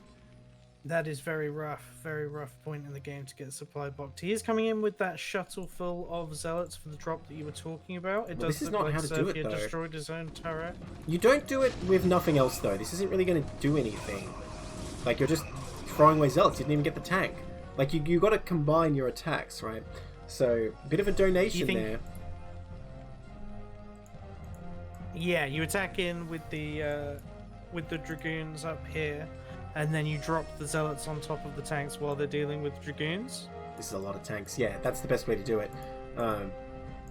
Because if there's nothing but the drop, you could even just unsiege everything, and then you're just shooting one zealot at a time. It's not going to be too hard. So you definitely need to have a full attack. But that said, I wouldn't attack this Terran position with this Protoss army ever, though. Did the bunker have to die, man? Like, the Marines were just chilling in there. They were just relaxing. It's a smoother move out. It's more efficient. I respect it. I don't respect making Marines homeless, man. I feel like if they survive the early game, they deserve to just chill in a bunker for the rest of the game. They deserve to stay in the bunker. Yeah, because the early game is freaking terrifying for them. Yeah. I mean, Zealots are like twice their height. Yeah. Awful. They're pretty intimidating. Now, we don't see a fourth from Patomaru here, so he's getting in a more and more tenuous situation. If Surfia secures a third and just has like a good engagement, the game will be pretty much over here. The army's still pretty small, really, for Patomaru. Storm, I believe, got research. There are Templars out, which can make a big difference. There's a lot of tanks, though. And Terran smoothly continuing to get their upgrades here. +1 already finished, +2, +1 on the way. I'm liking the base layout, too. Surfia looking really good here. You do have plenty of space on Retro, which, like you were saying, for the Terran, it's all about everything just being as smooth as possible, and that nice, big main for you to get all of your production facilities down is very important. You know, it's kind of surprising. I think when a main is, like, really good for drops, it doesn't actually favor Protoss as much as you think. Because, Protoss are always dropping with their Reavers or recalling or whatever. But if you think about it, Terran really wants to drop their Vultures. Oh, hang on, hold that thought. Tanks are moving forward. Do they even need to siege? There's so many of them. All these vultures are AFK right now, though. Yeah. But so is the Protoss army! Okay, here we go. He's going to start fighting. The Templars are here. I think these tanks can just target fire, but are we going to see the storms? Oh, he pulls back just before the Templars arrive. He killed a good number of goons for his trouble. I mean, sort of rightly understanding that Patomaru's not really controlling this. Okay, he does push him back. I mean, it's a good engage for Terran so far. He killed a bunch of goons there. Absolutely, just with that concave and target firing them down, that was a really good move out from Surfia there. Still no tech from Protoss other than Templars. He's building up the money. I would love to see a 4th base, a 5th base, even a 6th base by this point in the game, honestly. But he's still just on 3. Now, here we go. This might be devastating because everything's sieged. There's no ATR! There's no ATR whatsoever! Drops right in the middle. Loses 3 tanks to the splash damage. Yeah, I mean, it's not bad for Protoss, but honestly, I kind of expected more, I gotta say. I don't know. But hey, he damaged a lot of them too, so yeah, a decent move. And still no anti-air. Goliath finally being made. I think Surfia realizes he's got a bit of a problem here.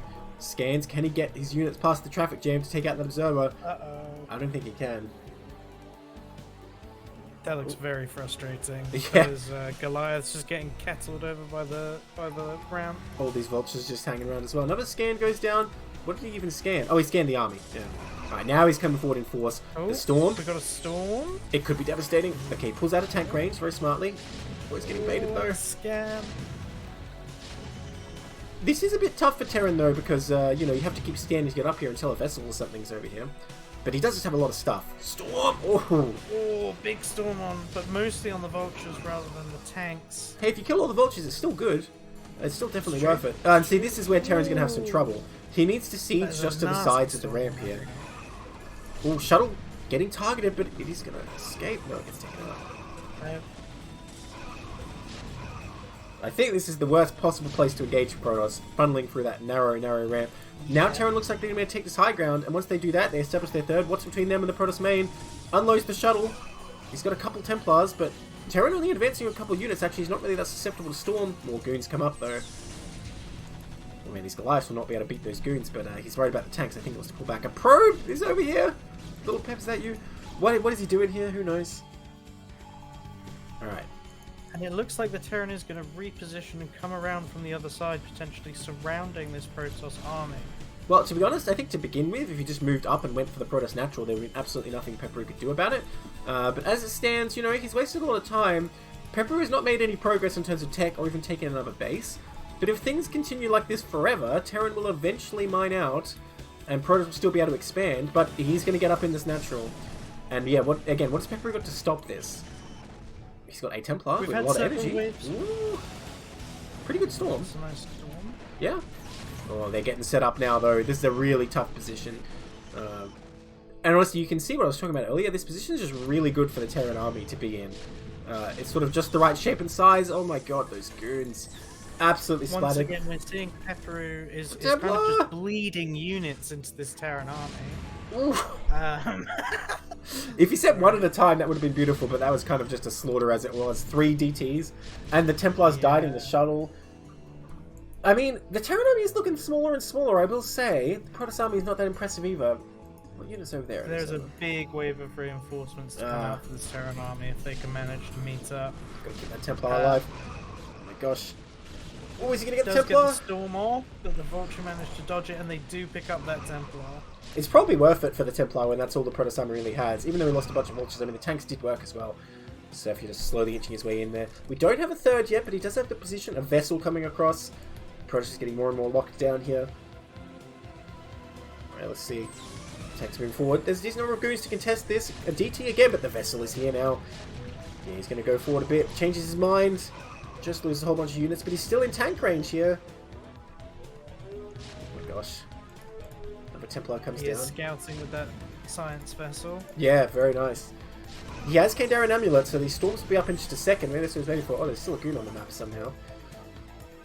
It would be really good to see just a few vultures moving out away from this army to spot that base and maybe start doing some damage while Surfia's got this position.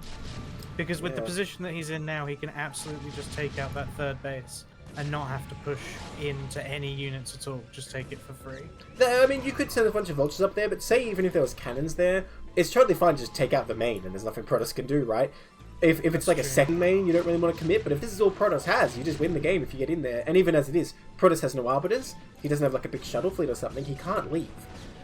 You could let Protoss mine out most of the map, I feel like, and you'd still win because you just can't get out of here without massive inefficiency. And we do see now Vulture Force going and attacking that third base. Oh, not getting and the it looks probes, like they're but just going to destroy the building itself. Oh man, Peppery trying to retreat up the ramp even. Oh, here go the probes. Now they're going to die. Probe massacre. Yeah, there's nowhere for the Protoss to go from here. This is now just a sort of stranglehold put in place by the Terran. DT's being made, but there's a vessel. There's 2 vessels. They're super detected. Looks like he's going to try a Zealot Bomb again, but look at the size of this Terran army. Like I said, Terran still hasn't taken a third, so he's actually just mined out now. But I think he has the army he needs to do the job. Man, that was not a bad drop, though. That's pretty efficient, but... No, and I mean, Pepperu's been doing a really good job with these drops. Like, it's not like that is a bad tactic. It's just not working out for him in this game. GG. I don't know what you could do there. Alright, let me just update the scores, and I think we're going to go for a brief break. Where are we? Okay, so... That's, unfortunately, another loss for Pepperu. And another point here for Surfia. Oh, that one is not working. Let me just... Wow, this is... My scoreboard didn't really function here. I'm just gonna leave that there because it has a 2 on the end, and we're gonna go on a break.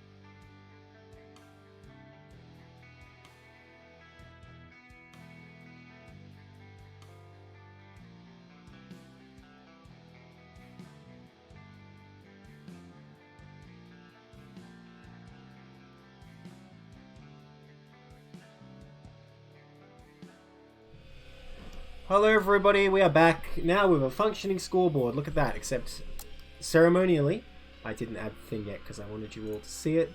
But we did get another win for Surfia there. Boom. There, look, it works. Hey, Hooray! Something on the stream worked. Alright, we're going to go into our last game of this group. Of course, not all games always get played. There's walkovers and people unable to find a time. I am not going to incorporate in the score any walkovers that were taken. We're just going to look at the match score only. So after this game, we'll have the score as it stands without any walkovers for Group 10. The real score, some might say. Alright, you ready for the last game of this group, Ford? Absolutely. CPL, Season 10, Group 10, Preseason Week 1, Game... Let's just say 10. Game 10. Game 7. Game 7. Alrighty, let's do it. Retro again, wow. Very popular this week. Yeah, well, Sorry, it's every single... I couldn't help myself. Couldn't help myself. Look, man, if it was up to me, I might play every single game retro. Alright, in the bottom left, in the blue, we have Ziyen. And in the bottom right, in the magenta, we have Surfia. A TVZ to end this group. By the way, Ford, I heard there might be a super secret extra little group after this group ends. So we'll have to see what happens there. Bonus group, you say? Yeah, unfortunately you did, Y2Kid. You did, and yeah, he there was almost a hero probe, man. If that probe had succeeded, that would definitely be like the next little pet, but alas, he did die and fail. But now we have TBZ. Look, man, YG Kid. Everyone says TBZ is the best matchup, so did you really miss anything? So, the last couple we saw, Terran just sort of devastated with a straight attack. There wasn't much play for Zerg. I was going to say, from what we've seen, we only saw Surfia lose to Monster...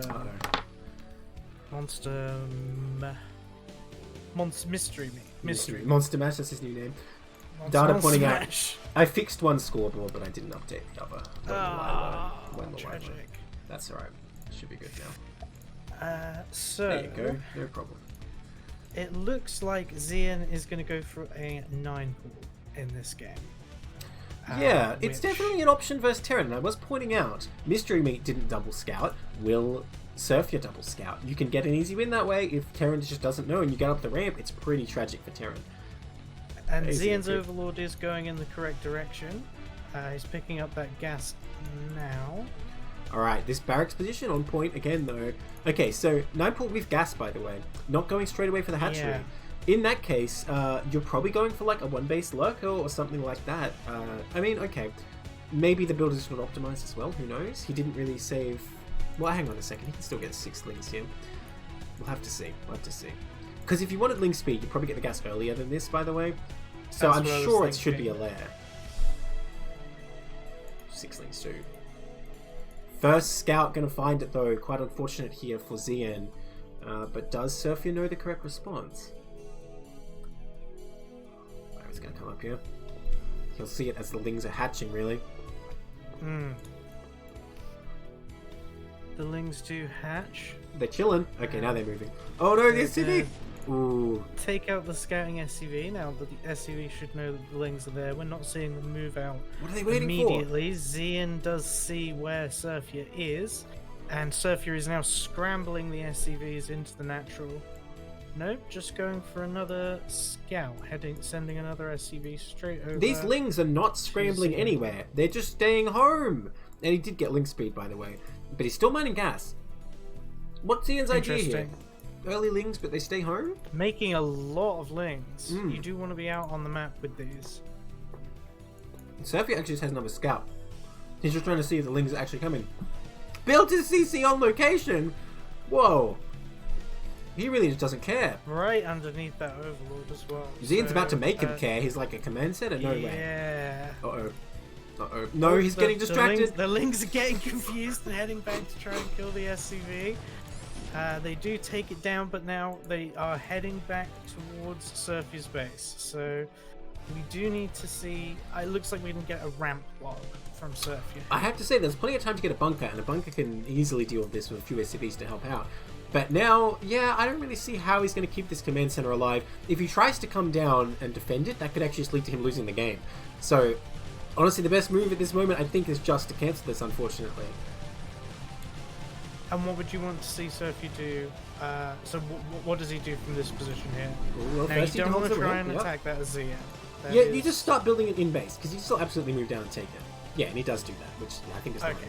But then you add your second barracks, you gas your academy, all that stuff. You know, you just go 2x academy, you just pretend your command center was down here the whole time, because you're just going to lift it later. And now he's back on track. Now, and Ziyen? We have more lings making here for Ziyen, which is you need to be careful as because you can get so far behind in workers so quickly. The economy for Ziyen here is not good. He is on 10 workers, no secondary expansion, whereas although Terran is enclosed into his base, it feels like you're in a very advantageous position. He's working on that next base, and he's got double the workers of Ziyen at the moment. Imagine being Dada in the chat saying it's not going to be lurkers. Wow, just imagine that. He is going to go for that one base lurker. I was going to say one hatch, the other second hatch. You say it's low on drones, but you know, lurkers cost equal minerals and gas all up. So if you have 3 on gas, 3 on minerals, is that not enough? I don't know. Well, there you go. Yeah, big brain. That's just super optimized play. Where are these drones going? One of them's hiding on the overlord. Is he going to expand? What's he doing? He doesn't have the minerals. I don't know what these drones are doing, and I'm quite worried actually. 2 drones is something Ziyen cannot afford to not have. And honestly, he should not be trying to expand. He should just be getting lurker aspect. If he used that hatch to expand, okay. But man, he's losing a lot of minerals like this. Lurker aspect just starts now. Now, Terran does have the academy up. He needs to get the scans and start stashing energy ASAP. People say Ziyen is literally brand new. Well, he's not doing bad. That was a pretty solid Ling attack for someone who's brand new, and really smart, just kill the CC and run away, so nice. And honestly, for a new player, 9 pool plus gas, perfect build. For an S rank player, perfect build. For an ASL player, perfect build. It's just a really good build, alright? But hey, Sophia comes down here, takes his command center, and there we go. We do see the scans coming up. Now, if Sophia scans the main, it's actually kind of disadvantageous because he's wasted some energy. If he can somehow realize this is lurker without actually scanning, then he's going to be way better off. Now, there is a bit of a move out here. And honestly, the game could just end if he just walks up the ramp before lurkers are out. There are a lot of lings, though. These things can potentially kill this force, but they could also get wiped. Oh my god. Well, that's the Marines' fault for going and sightseeing the giant robot corpse when they could have been defending. The Firebats are out. I believe Stim is done, isn't it? Is it? Or he needs Stim here. I don't think without Stim he can really do anything. Okay, he does have it. Looks like these lings are going to get surrounded. They're managing to take out a lot of SCVs here in the meantime. Yeah. Oh, and that block, honestly, that eBay is perfect right here. Oh, they get him though? That's going to be annoying. Going down. One getting a nice run around the base for a quick scout. Now this is critical because it bought time for lurker aspect to complete. I don't see any lurkers on the way though. There's only one Hydra out in fact. And honestly, Ziyen's multitasking falling off here. Not macroing at all during this. He has a third coming up, which is fine, but it doesn't do you any good if you don't spend your money. Right, here we go. He really needs to morph that lurker. In fact, it might already be too late unless he blocks the ramp with it. Okay, he's morphing it. It's going to be really close, but I suspect these Marines are going to get in here and just kill all the drones, unfortunately. We'll see. Okay, scan goes down. Did he scan the main? He did. He didn't see the lurker. He wasted another scan as well. I mean, he sees the Hydra Den in the lair, so I guess he knows, but he didn't see the lurker itself. Bunch of drones coming out to fight. Can they take on these Marines? Wow, these are the most pacifist Marines. Doesn't manage to block the ramp. Were they even trying? They were just trying to leave, man. They're just like, we're civilians. We're trying to leave the war zone. Oh my god, he burns right on top of him! He doesn't even care! Oh my god, that is the most Chad lurker we've ever seen, but this is the problem. This is exactly what's going to happen when Marines are running on your base versus lurkers. Well, hang on, hold that thought. Oh, that lurker's so low. He needs to borrow it. Oh no, it's going to get taken out. Oh, unfortunately, doesn't quite manage. Looks like the defense is just going to slightly fall apart here for Ziyen. Yeah, lurkers without a choke point are not really that strong, and when you only have one, for sure, Marines can actually just gun them down. And he can run to his third and mine, but he's going to lose all his tech here. Although, you know, 12 lings are coming out, that probably would do it. Yeah, I think that's enough. They've got the drone transfer going to the third base, which I don't think that the Terran knows about. So, potentially some sneaky play here. Terran does have the natural up now, though. Like, I feel like Terran just has so much at his disposal, whereas Zerg is, like, barely alive. I completely agree. Oh yeah, the pool didn't even die. I wasn't even looking at it, because I was just thinking to myself, it doesn't even really matter if he kills the pool. So, whatever. Yeah, I guess he failed to get it, but even if he got it, would it really have done anything? Alright, more drones come out here. He's got so much gas, he could make a hell of a lot of the lurkers. Like, just 12 lurkers would easily kill what Terran has. You know, since Ziyen's a new player, maybe this is something you're missing. And again, the mineral gas balance, man, it's a common mistake. To touch on that, like, we might be being a bit critical, but if Ziyen is brand new, yeah, it's this true. is honestly a phenomenal performance. Yep, data pointing out, by the way, 20 SCVs for Terran, definitely still viable for Zerg. He's absolutely right, but he does just need to make a bunch of lurkers to not die here. I mean, yeah, I am being critical, you're right, but that's, I guess, sort of my advice here. Just make a lot of lurkers when you've got that much gas. And even at low levels especially, lurkers are pretty strong, because it's hard to micro against them and position against them. Now, Terran's coming up here, though, with the next little bio squad, and honestly, that might be the killing blow. Oh, he stims over there. I think the stim's going to run out before he fights, but that's 5 bats as well. Into the Zerglings! Yeah, that was a very brave move. You can see that the overwhelming firepower here from the Terran meant that those Lings didn't have a chance, even if they did start the combat base-to-base with the Marines. Yeah. Oh, well, he's still stimming down these drones. Yeah, looks like he's going to kill this main. Now, Zerg still bravely fighting on from the third.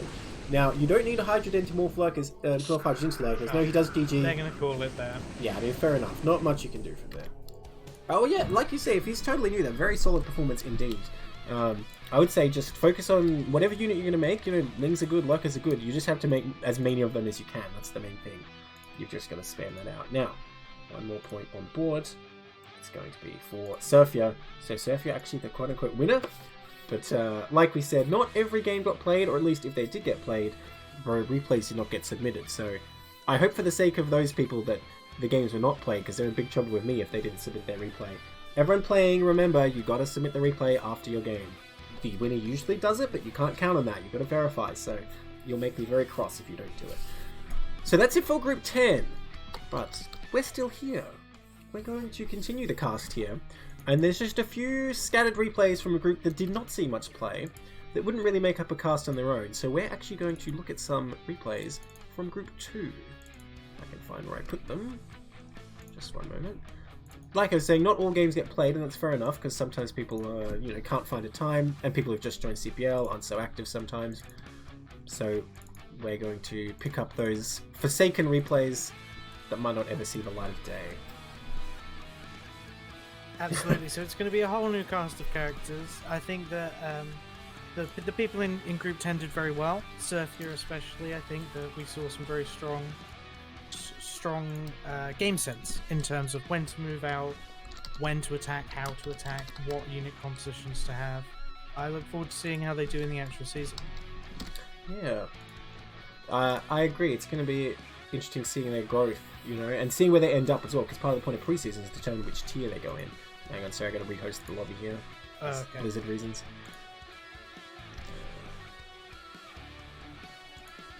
Alright. Should working now. Should be. Well, let's see. Was it? Can't just try working? Try working. Try joining. Yep.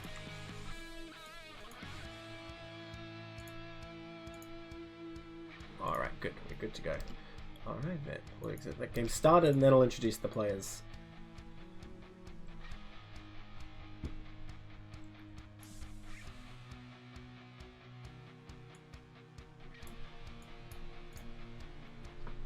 Alrighty, in the top right here, still rocking the magenta. All the best Terrans today have magenta. We have BSD, and in the bottom right, in the blue, we have LtShaftoe, also known as Lieutenant Shaftoe or LtShaftoe. And oh dear, the player's races are wrong, but I can fix that. There you go. Now we're in business. Alright. So are you familiar with either of these players? Shaftoe I've seen before, but BSD I have not.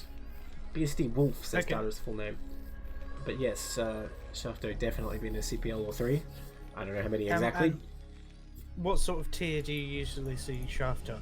I'd probably say tier 2 or 3. I mean, who's to say in a new CPL how strong people are? Because people can improve without playing in CPL, but also they become rusty, so it's hard to say. But we are in Group 2, which again is on the lower end, so his self-reported MMR and his previous CPL MMR indicates probably tier 3. But that's what we're here to find out, right? Absolutely. So, data pointing out they were both on Team Crimea Reaver last season, by the way, so it's the infighting. The team harmony is over. Oh no. We're in the age of chaos and strife. No, my siblings. I'm Crimea Reaver from last season as well. There you go. So Tragedy. clearly not a very good teammate when I don't remember anybody's names. I've got the wall coming up, by the way, which I like. The wall's pretty good. I meant to ask you. You were saying that it's very important for the Terran to be building the barracks close to the ramp on this map. Why is that? Not on that map, just in TBZ all the time. Any map. Okay. PvT, obviously, the barracks is unimportant, so you can build it where you want for defense. Now, we have a problem. Once again, Neblime has been activated. This is great. Depot to the right, Terran to light, but is he going to build a depot there? Okay, he's scouting. If he builds a depot there, I'm going to be angry with him. I won't say anything until he builds the depot there, then I'll start complaining. But for now, this is pretty good, because the Marine can run back and forth through there, and it's like a narrow area of Protoss coming. So, for now, he gets a pass. Do you like, in theory, walling up the top of the ramp like this? No, actually, I don't ever do it. Thing is, it's strong against zealots, but there's a few problems. Number one is later in the game, recalls is going to make it a lot harder to get back in your base. And by the same token, like your base layout, depending on the map, in Retro it's probably fine, but on a lot of maps, even this space is like, you can't really take that up. You need to be putting your factories in like ideal positions. Right. Also a problem is, if Protoss just comes in before you build your barracks or your second depot and puts a pylon where you need to build it, you're in big trouble. Now look at this. He's going to come down here with the depot. Oh, I accidentally pressed up, but anyway. This isn't what I expected, so I don't know what to say about this. That depot is going to be very vulnerable to goons just coming in and killing it, but hey, this is actually infinitely better than if you put it there below the barracks, because that would both block his own factory units and let zealots in. So you know what? Fine. It's a sacrificial offering to the Protoss. Will it appease him? The goon is coming out. He's probably ravenous for Marine's blood.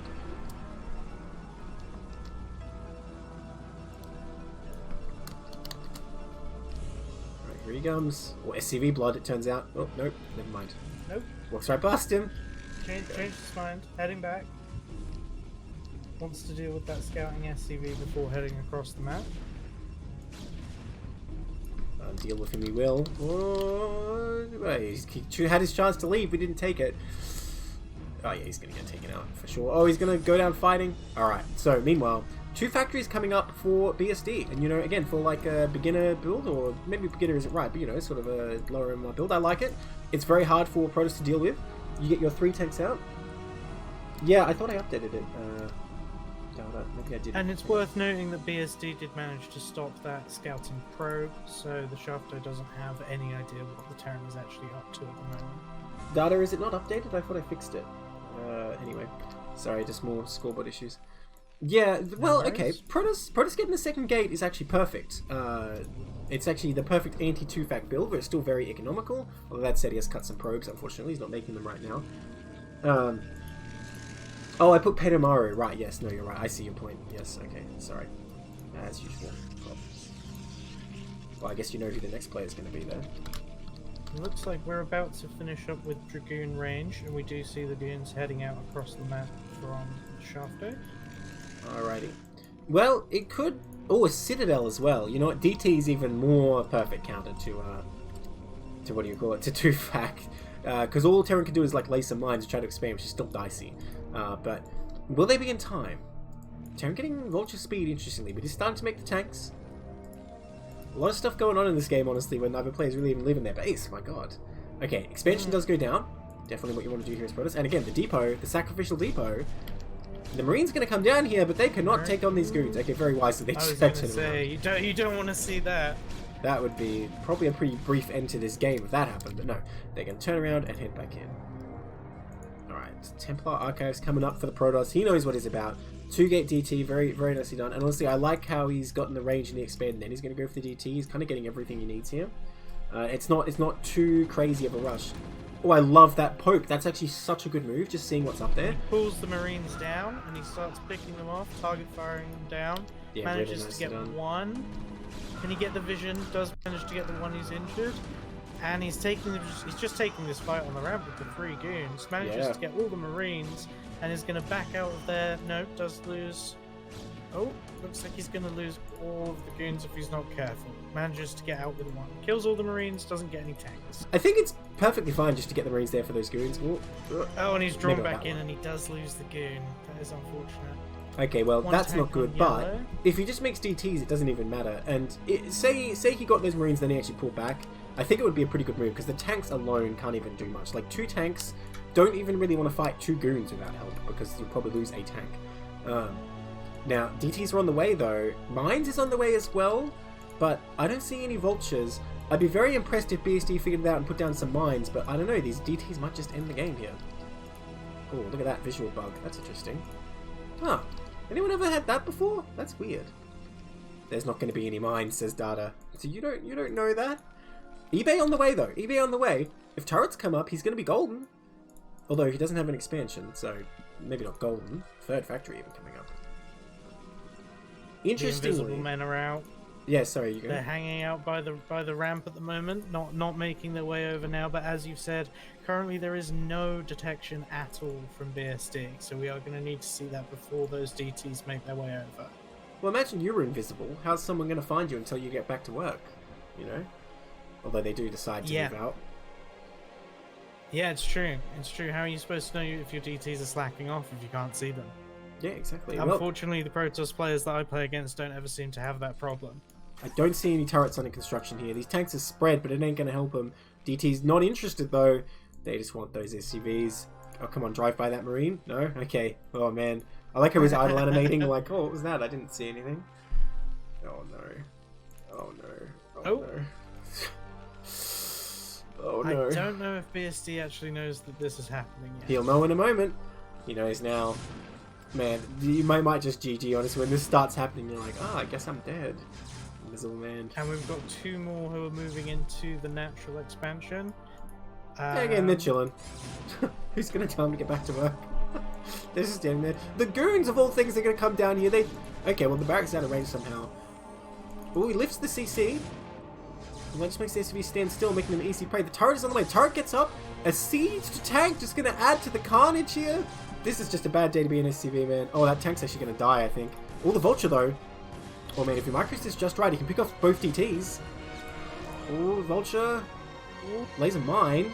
Oh, my gosh. Okay. Alright, he's going to keep picking away, but the Vulture can try and just if he gets too close. Slides right and gets killed. DT manages to take down the Vulture, and he's just left to unchallenged take down all of these SCVs. Well, meanwhile, you know, the SCVs could kill it, but meanwhile, the goons actually ran in and died to the tanks for no reason, but this DT's going to clean up all the tanks, so it doesn't really matter, and, like, the number of units BSD has is just dropping. More goons coming up here, but the tank's been taken out. The DT's coming into the natural. Finally, that Marine gets taken out. Never even saw it coming. And there are only 10 SCVs left for BSD here. Not even all of them mining back in the base. Oh, he barely doesn't lose that goon, by the way, running into minimum range. That tank coming down is getting intercepted, but oh, the DTs have trapped him. They just pin him against the wall. That mine goes off somehow. Another tank gonna fall here. Oh man, what does BSD even have left? GG's called. And we see the GG. That's how you do it. Alrighty then. We have a point on the board for LtShaftoe in our little Group 2 minicast here. Well, that's just the strat, I think. You just get the DTs out. You know, if he pushed out fast with that 2-5, he could probably, like, find out its DTs soon enough to come and hold his rank, potentially. But here, he had the eBay. If he just built the turrets as well, there was so much potential, you know? Anyway, we're going to get into our next game here. See what else we got in this little Group 2. It is a shame, but as Terran, as I understand it as a Zerg player, you do need to make sure that you're making detection basically every single game, regardless of what you scout, so that you don't just die to random invisible units. Yeah, it's one of those things. You wanna get away with not making things if you can, but it's Absolutely. not always possible.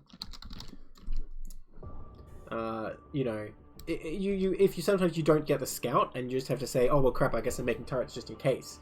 But if you scout everything and you cut everything, it feels really good. I can imagine, yeah. And you can really get ahead as Terran that way. Absolutely. But ultimately, you're trying to survive and not die. Alright, here we go on our next game. We have Patomaru in the top left in the white, and in the bottom left in the magenta. We have BSD coming into our next game here. Still on retro, of course. You were in that lobby, right? I'm not sure if I just started without you, but No, I'm here. Alright, cool. So we haven't seen Patomaru before. This is going to be the second game for BSD. Alrighty. Of course, we don't know what order they were played in for the week, do we? No, we don't. We have no idea. Okay. Oh, I got the scoreboard all mixed up. I fixed it now, though. Every time. I know. That was me in the halfway through fixing it data because I realized it was wrong. Don't worry about it. Don't worry about it. It's all fixed now. Alright. Because I put them as the wrong races, I swapped it. So, TVZ again. We have plenty of TVZs now. We haven't seen a Zerg win. I'd like to see it. But how will they pull it off? That's what I want to know. Now look at this. It's impossible.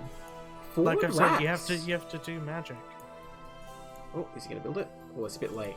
No, it's a depot. Never mind. I don't know why I was thinking it'd be a barracks then. If he was at 9 supply, you know, obviously he's going to build depots. Silly me.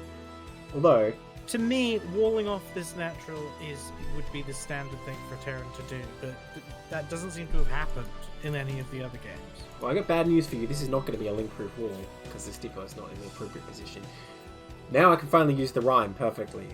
Depot above fits like a glove, but depot below the units will flow. So if the barracks is going to be up here, there's going to be a depot below it, and lings will run through that. Or even that's even worse, honestly. So the lings will run straight through there. Unfortunately, it still helps. It's still like a Sim City, but it's not a tight wall. Now we did have a pull first, which is actually pretty good when your opponent's trying to wall. If you can get there before they're properly set up. We'll see what he has in mind here. Unfortunately, if you do get there and the wall is complete and the wall is link-proof, then your pull first will do absolutely nothing and you're quite far behind economically. That's true. Maybe but you've we'll even have lost. to see how it shakes out. Now, you know, there is a comparison here between the other game, though. He went for the 9 pool with the hatch instead of with the gas, which I think is good, because you can still just macro up behind this. Now, he didn't save his lava, so he's not going to get 6 things immediately, but I still kind of like it, actually, because you can just put the pressure on the Terran. If they didn't scout safely and they're expanding, you can actually kill them if you're lucky, or just kill a lot of Marines, or whatever. And they're making 4 lings, even. Oh, look, as long as he just sends the lings across the map, I still like it. But if he keeps them in his base, I'm not a fan at all. I would have rather he just got the hatchery. Well, he's starting to send them. And in fact, he scouted every position except the bottom left, so he knows where Terran is. Oh, please send them across. No, he's going to get distracted by the SCV. Look at what Terran has here. If 4 lings showed up and there's 1 Marine without a proper wall or anything, you're going to kill that Marine, and Terran's going to be suffering, but unfortunately he's missing that opportunity. Gas coming up, though. Look, I like the build, just not how he's using it necessarily. And if the Terran is going for a relatively early factory, then once they get a Vulture out, they can clean up the lings. But if they're not doing that, lings in your base early on in the game are just an absolute nightmare to get out. Yeah, it looks like that drone demonstrated for us exactly why that wall doesn't work. He just slid right through, he gets straight in the Terran base. There's not much to see at this point in the game, to be honest, because Terran hasn't taken his gas yet, hasn't got a second barracks. Oh my god, this Overlord. Not again, we saw this once already today. Oh no. Turn around. Okay, 2 Marines he can escape from. 3, maybe not. Is he going to react? Not so much. Uh-oh, Patomaru doesn't even react. It's over. The drone trying to tank, but... No. Oh, brutal. That was nice work from BSD shooting down that drone. Yeah, I don't think he targeted it. I think he was just on A move actually, and they just did it themselves, did they? Or did he do it manually? Do drones have higher priority than Overlords? I imagine they do, yeah. For being targeted by Marines? Surely they do, because they're like ground units that can attack. I don't know, if they don't, that's whack. I don't know. Yeah, I don't know. Gonna test that. They're workers, and workers tend to be quite like low down in priority. It's true, but what are Overlords? If I was imagining, I was gonna say, if there's anything that should be lower than them, I guess it would be Overlords. Yeah, there you go. Now look at these lings here. If there were say twice as many, you could do a lot here, because this is a pretty weak defensive setup for Terran, I have to say. It's a pretty wide gap, and it's a very narrow gap, but still a gap nonetheless. Now, Patomaru's thinking about it, but I don't think he can go in here. Uh-oh. No, get out of there. Okay, just a poke. Very nice. You know, despite losing that Overlord, Patomaru does have a lot of stuff going for him. He's getting the extra hatchery, he's getting the lair. We just really need to see more drones being made. He's getting on that now. And you know, BSD, SRU production hasn't been great. He's only on 23, so maybe Zerg still has some options here. Absolutely. We are seeing the lair come down. We're about halfway done with that, and we haven't seen a den go up. So it looks like it is going to be Mutalisks here. Fast factory again, by the way, but only on 1 barracks this time. All the cool Terrans are doing super fast factory builds, I guess. I'm doing it wrong. Okay, there's the second barracks, though. If he does go straight for Mutalisks, and it's Valkyries, it could be good. Is he getting a third barracks here? Is that what you'd expect to see off of a fast factory at the moment? Is Valkyries? I gotta be honest, I kind of expect tanks again, but what would actually be good would be Valkyries is the thing. Okay, it does look like the Marines are going to move out and clean up the scouting Zerglings. And they're going to start heading across the map. Now, Patomaru should know about this. Does look like he's got some creep colonies going down. Only one at the moment, which... Yeah, no, he's in big trouble here. There's no medics with this, but... That's what I'm thinking. If he just made a bunch of lings... Because he has some lava he could use, like, you know, 6 lings would hold on long enough. Now, that is a lot of creep colonies to chew through, but again, there's nothing to actually attack here. If he hesitates long enough, actually, I think Patomaru will be fine here. Well, let's see. Yeah. Looks yeah, like there you that go. Zergling's just going to finish. Although those Marines are killing it quickly, and it is going to go down. Zergling's hatching, but not... Oh, they are going in. Do we have any other Sunkens finishing up? Looks like nope, that one tried. Now. But yeah, they do. If you have that many morphing, it actually does take a little bit for the Marines to get through them. So he does handily defend that. Although it cost him, you know, 4 drones effectively, so still a worth it move out for BST. Now his factory's finished, not doing anything yet. I would like to see it being used if it's going to be built.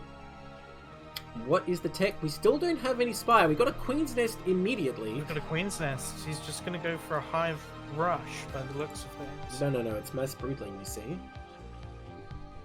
Oh, he needs the Queen's Nest for queens. I wish. Now that would be a radical play. Look at these medics. How long can they survive? Okay, they can survive so long against. I mean, they're out of energy. This is one of the things. Oh, a hero. Oh my god, the other Ling got caught, so he actually does it. What a god. Wow, those two Lings could have taken him out, but one of them got caught on the back there. The hive does start. This is crazy. Okay, again, if we're going to see crazy Zerg, though, you've got to get that Evo chamber. Is he going to go straight for, like... already have the Evo chamber by now. Exactly. If you want to do that. Is he going to go for, like, Defiler Ling? Could that be a thing? You just, like, really fast Dark Swarm, and if they don't have Fire Bats, oh, too bad. They're going to get absolutely eaten alive. I would like to see it. Definitely at this level, if you're controlling the Defile as well, and you are getting the Dark Swarms down, you can get a lot done with anything that's under. It's true. It's so powerful. Yeah, Dark Swarm is pretty devastating. Now, he does have to hold on until Hive, though, for that. Now, Starport coming up, Machine Shop is coming up again. The tank push. Now, you're going to need quite a few tanks to deal with the Lings, but they can splash Lings under Dark Swarm relatively easily. So... man, maybe he's just going to go for Ultras here, just without any upgrades, which is going to be a bit rough. Yeah, Ultras without upgrades, not great. Again, under Dark Swarm, very good. And I guess if the Terran does end up going mech with lots of tanks, that is ultimately what you need, is Ultras under Dark Swarm attacking the tanks. Nothing else in the Zerg units really holds up against, like, mass tank or a fully upgraded mech army. But it's going to be a bit tight here. On a 2-base hive rush from Patomaru. Okay, now he gets to double have some drones, and he's got some drones going out to a 3rd location. Yeah, I like it. It is very weakly defended, but I mean, you might as well try and drag Terran over there. Still no Ultralisk Cavern. So, oh, here it comes. No, is it? Oh, yes, it is. Yep. All right. It is. So the upgrades will not be done. Oh, he's getting his adrenal glands, which is nice too. Man, the standoff here, though. Look at these Lings. This is crazy. Yeah, and those Marines definitely can take those Lings, especially if they get the stim in. Now, here's the thing, right? On paper, this isn't very good for Zerg, because everything's been delayed. You know, you're only going to have Ultra Support upgrades. Oh, there you go, they do stim in, by the way. Ooh, devastating. Yeah. But the thing is, BSD not really executing here. He has so many minerals in the bank. Because the way to deal with Ultralisk is you just make sure you make all your Marines. You know, you have like 100 friggin' Marines, and of course you have to keep up on upgrades. And then you're fine, you can fight it. But, oh, wrong button. He's not really macroing. He does scout the 3rd, which is absolutely huge. That's not a Nidus, that's a creep colony. If he takes that out, he's definitely in a better position, but even if he's sitting here with all the money in the world, if like 10 Ultralisks show up and all he has is 12 Marines, he is dead. So he needs to keep that macro going to survive. And of course, Ultra is very easy to macro because they cost so much. Yeah, continue to come down. Absolutely. Scans the main. He sees the Ultralisk Cavern. +2 is on the way. Oh, it's +1. And so, that's only +1. Oh no. Okay, now these Marines are in huge trouble. There's going to be a window where +1 for the Zerg is finished and +1 for the Terran is not. And in that window, the Ultras will be all but invincible.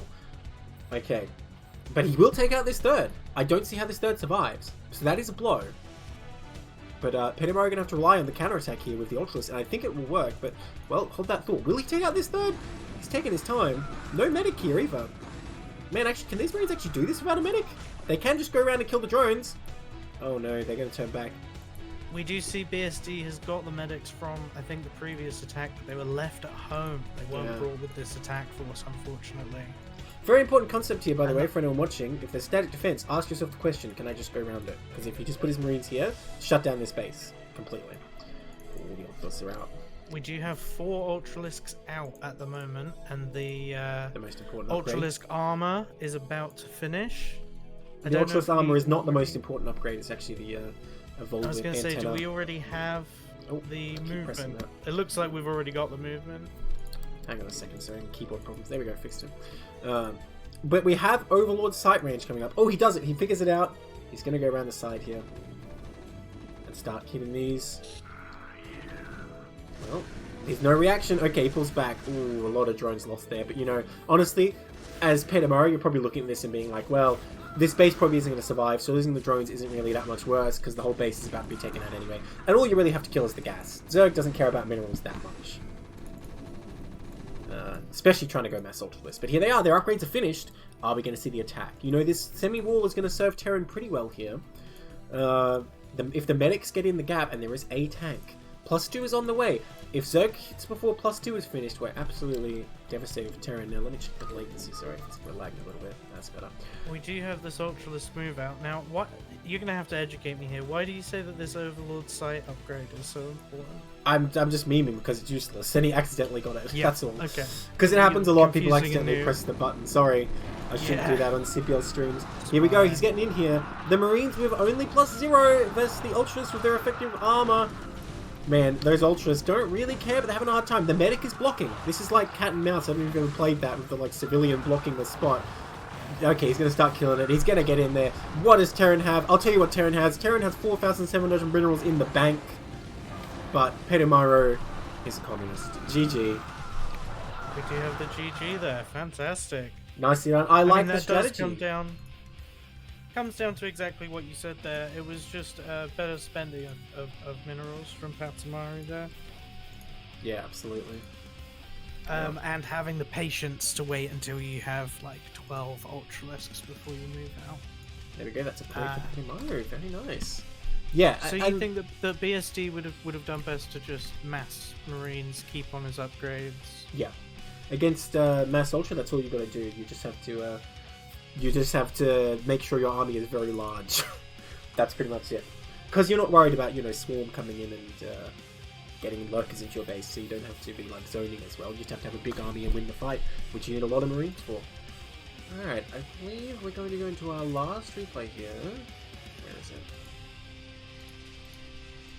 There it is. Alright.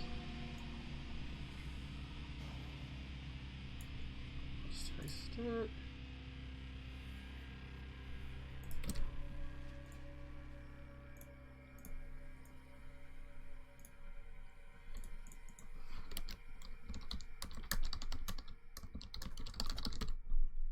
Right, your lobby's up. Yep, I'm in.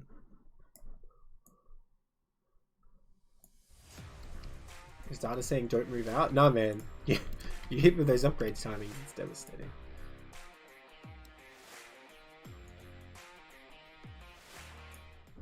Alright. Here we are on Retro for the last time today. In the top right, we have Patomaru with his beautifully stuck drone. That's amazing. In the magenta. I don't know how he even did that. And in the bottom right, in the blue, we have LtShaftoe, or Lieutenant Shaftoe, or just the Shaftoe. In the Protoss, another PvZ. So I got my wish. Zerg won a TvZ, but can we see Protoss win a PvZ? Oh, Data was saying Terran don't move out. Yeah, you're absolutely right. You should have just been chilling. Alright. Now, I'd be surprised if Patomaru goes base Ultralisk versus Protoss, but I would kind of like to see that.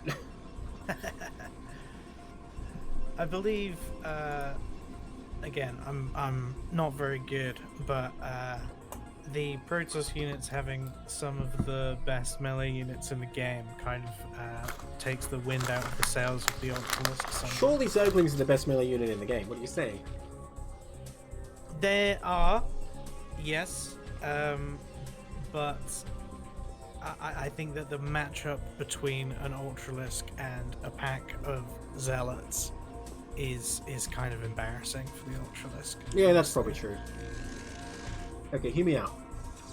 What if you have full armor upgrade on the Ultralisk, but no upgrades on the Zealots? That's going to be 2 damage per attack from the Zealot. I don't know, 8 Zealots? 2? Really? Because it's going to be 6 armor with max upgrades. Actually, wait, is it 7? The Zealot only doing 2 damage. It's my number's probably not even right now. Well, Look. if someone manages to get into that position and their opponent has mass unupgraded Zealots and they have fully upgraded Ultralisks, then yes, they do deserve to win, even if there's a certain unit imbalance. We've figured it out. Now, look at this. Forge and Gateway. I'm all for Gateway opening, but Forge and Gateway, blind, no Scout. Very interesting here. No Zealot even, not really sure what the plan is there. Also... Yeah, I was going to say, if you're going to get the Gateway first, you do want to be getting a Zealot and sending them across, which is why it's not so favoured at these lower levels, because it is kind of hard to do, though it is very strong. Pressuring even with just 1 or 2 Zealots can really throw off a lot of Zergs. Now, he does get the Zealot, but he gets the cannon immediately as well, and I have to say this wall doesn't really look like much of a wall. I guess the buildings are technically there to block the Zerg, but there's going to be some gaps. Now, my understanding is that there is basically always gaps in a Protoss wall, and you need to plug them up with Zealots and or probes. Yes, so that's true, but I don't know if this is the right layout with the pile in the middle. Maybe I'm wrong. Maybe this is what it looks like. Now, super defensive here. Look at that. Second cannon, even with the Zealot. He was expecting some kind of Ling all in here, but it's just not coming. We got a pretty normal overpool with an expansion already on the way. The Lings are out, but I think Patomaru is going to go for a 3rd hatch here, and he's going to be very happy against this, so far, 1 base Protoss. Protoss even cutting probes is preparing for the absolute apocalypse.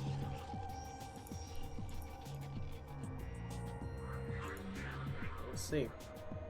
Yep, it's certainly a strong move towards the turtle with no information. We do see the Zerglings show up just for the scout, and they are going to back off. Oh, the pro! He got stuck. Wait, there's a drone here? Oh my god. Looks like that was sent for a scout early on, and then it never made it to the base. Right, that makes sense. That makes sense. I thought he was like rallied or something. Now, okay. Patomaru has got that 3rd base, 3rd hatchery up at the 3rd base. Yeah, very good. Now the Nexus does start. You know, for all that, Patomaru is not that ahead, but the problem is Protoss has been not making probes for a while, so he's only on 12.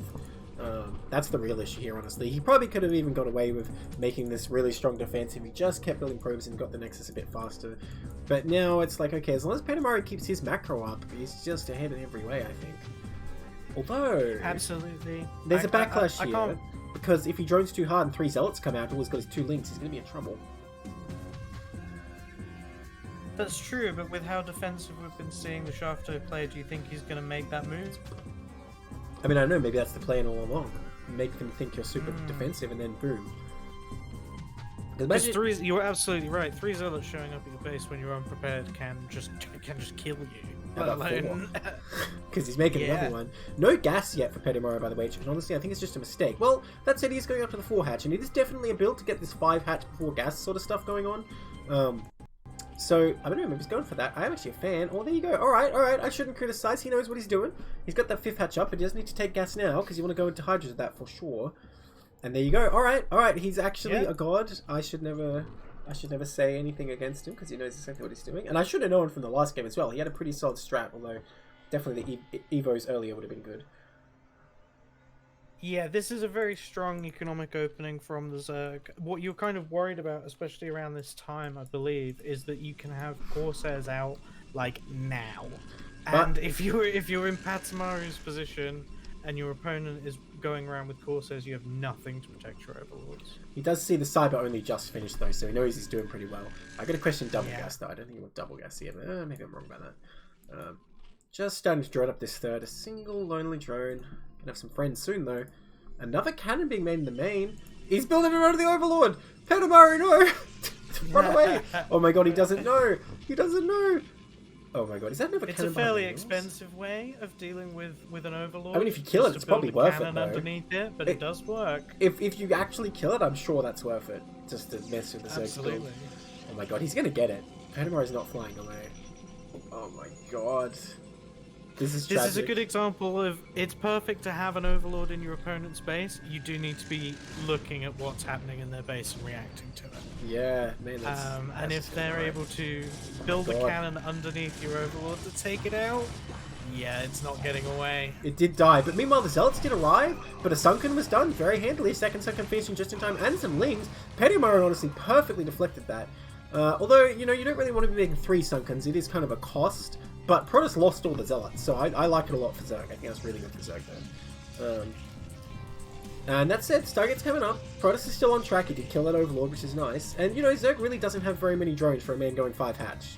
He's going to need to work on that. The Hydralisks have begun production though. Yeah, and with this many hatcheries, I don't think that we have enough drones to keep up 5 hatch Hydra production. But you can make use of just having a lot of lava at any given point to do a big push and put a lot of pressure onto the Protoss. Which, with the number of cannons that we have at the moment, we could at least force out like triple this number at the natural.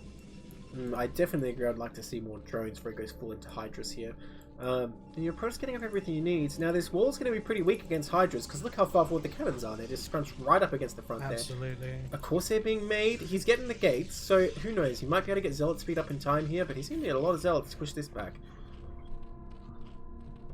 Oh man. Now Patomaru has not been making drones at all, which means that I would like to see these Hydralisks moving out now.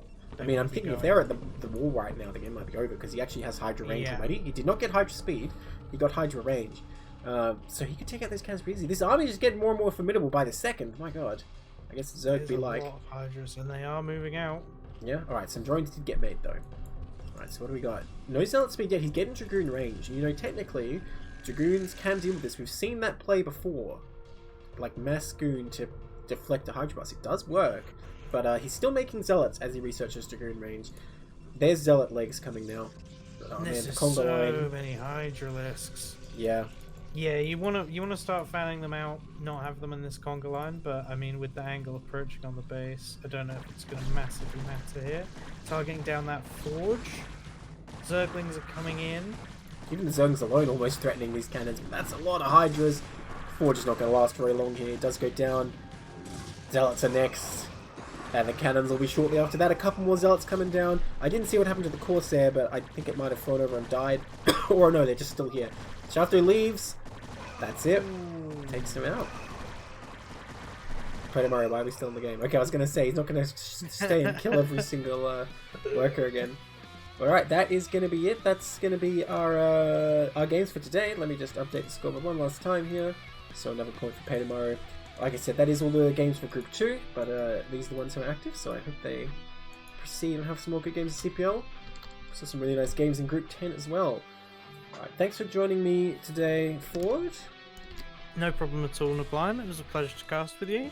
Yeah, and I believe tomorrow at 3 PM Eastern, we're going to have some more casting continuing, and it's going to keep going the rest of the day. We've got Data and Whitey Kid as well as Earn later, so make sure you tune into that. As always, there will be an announcement in the CPL Discord. So thanks for joining us.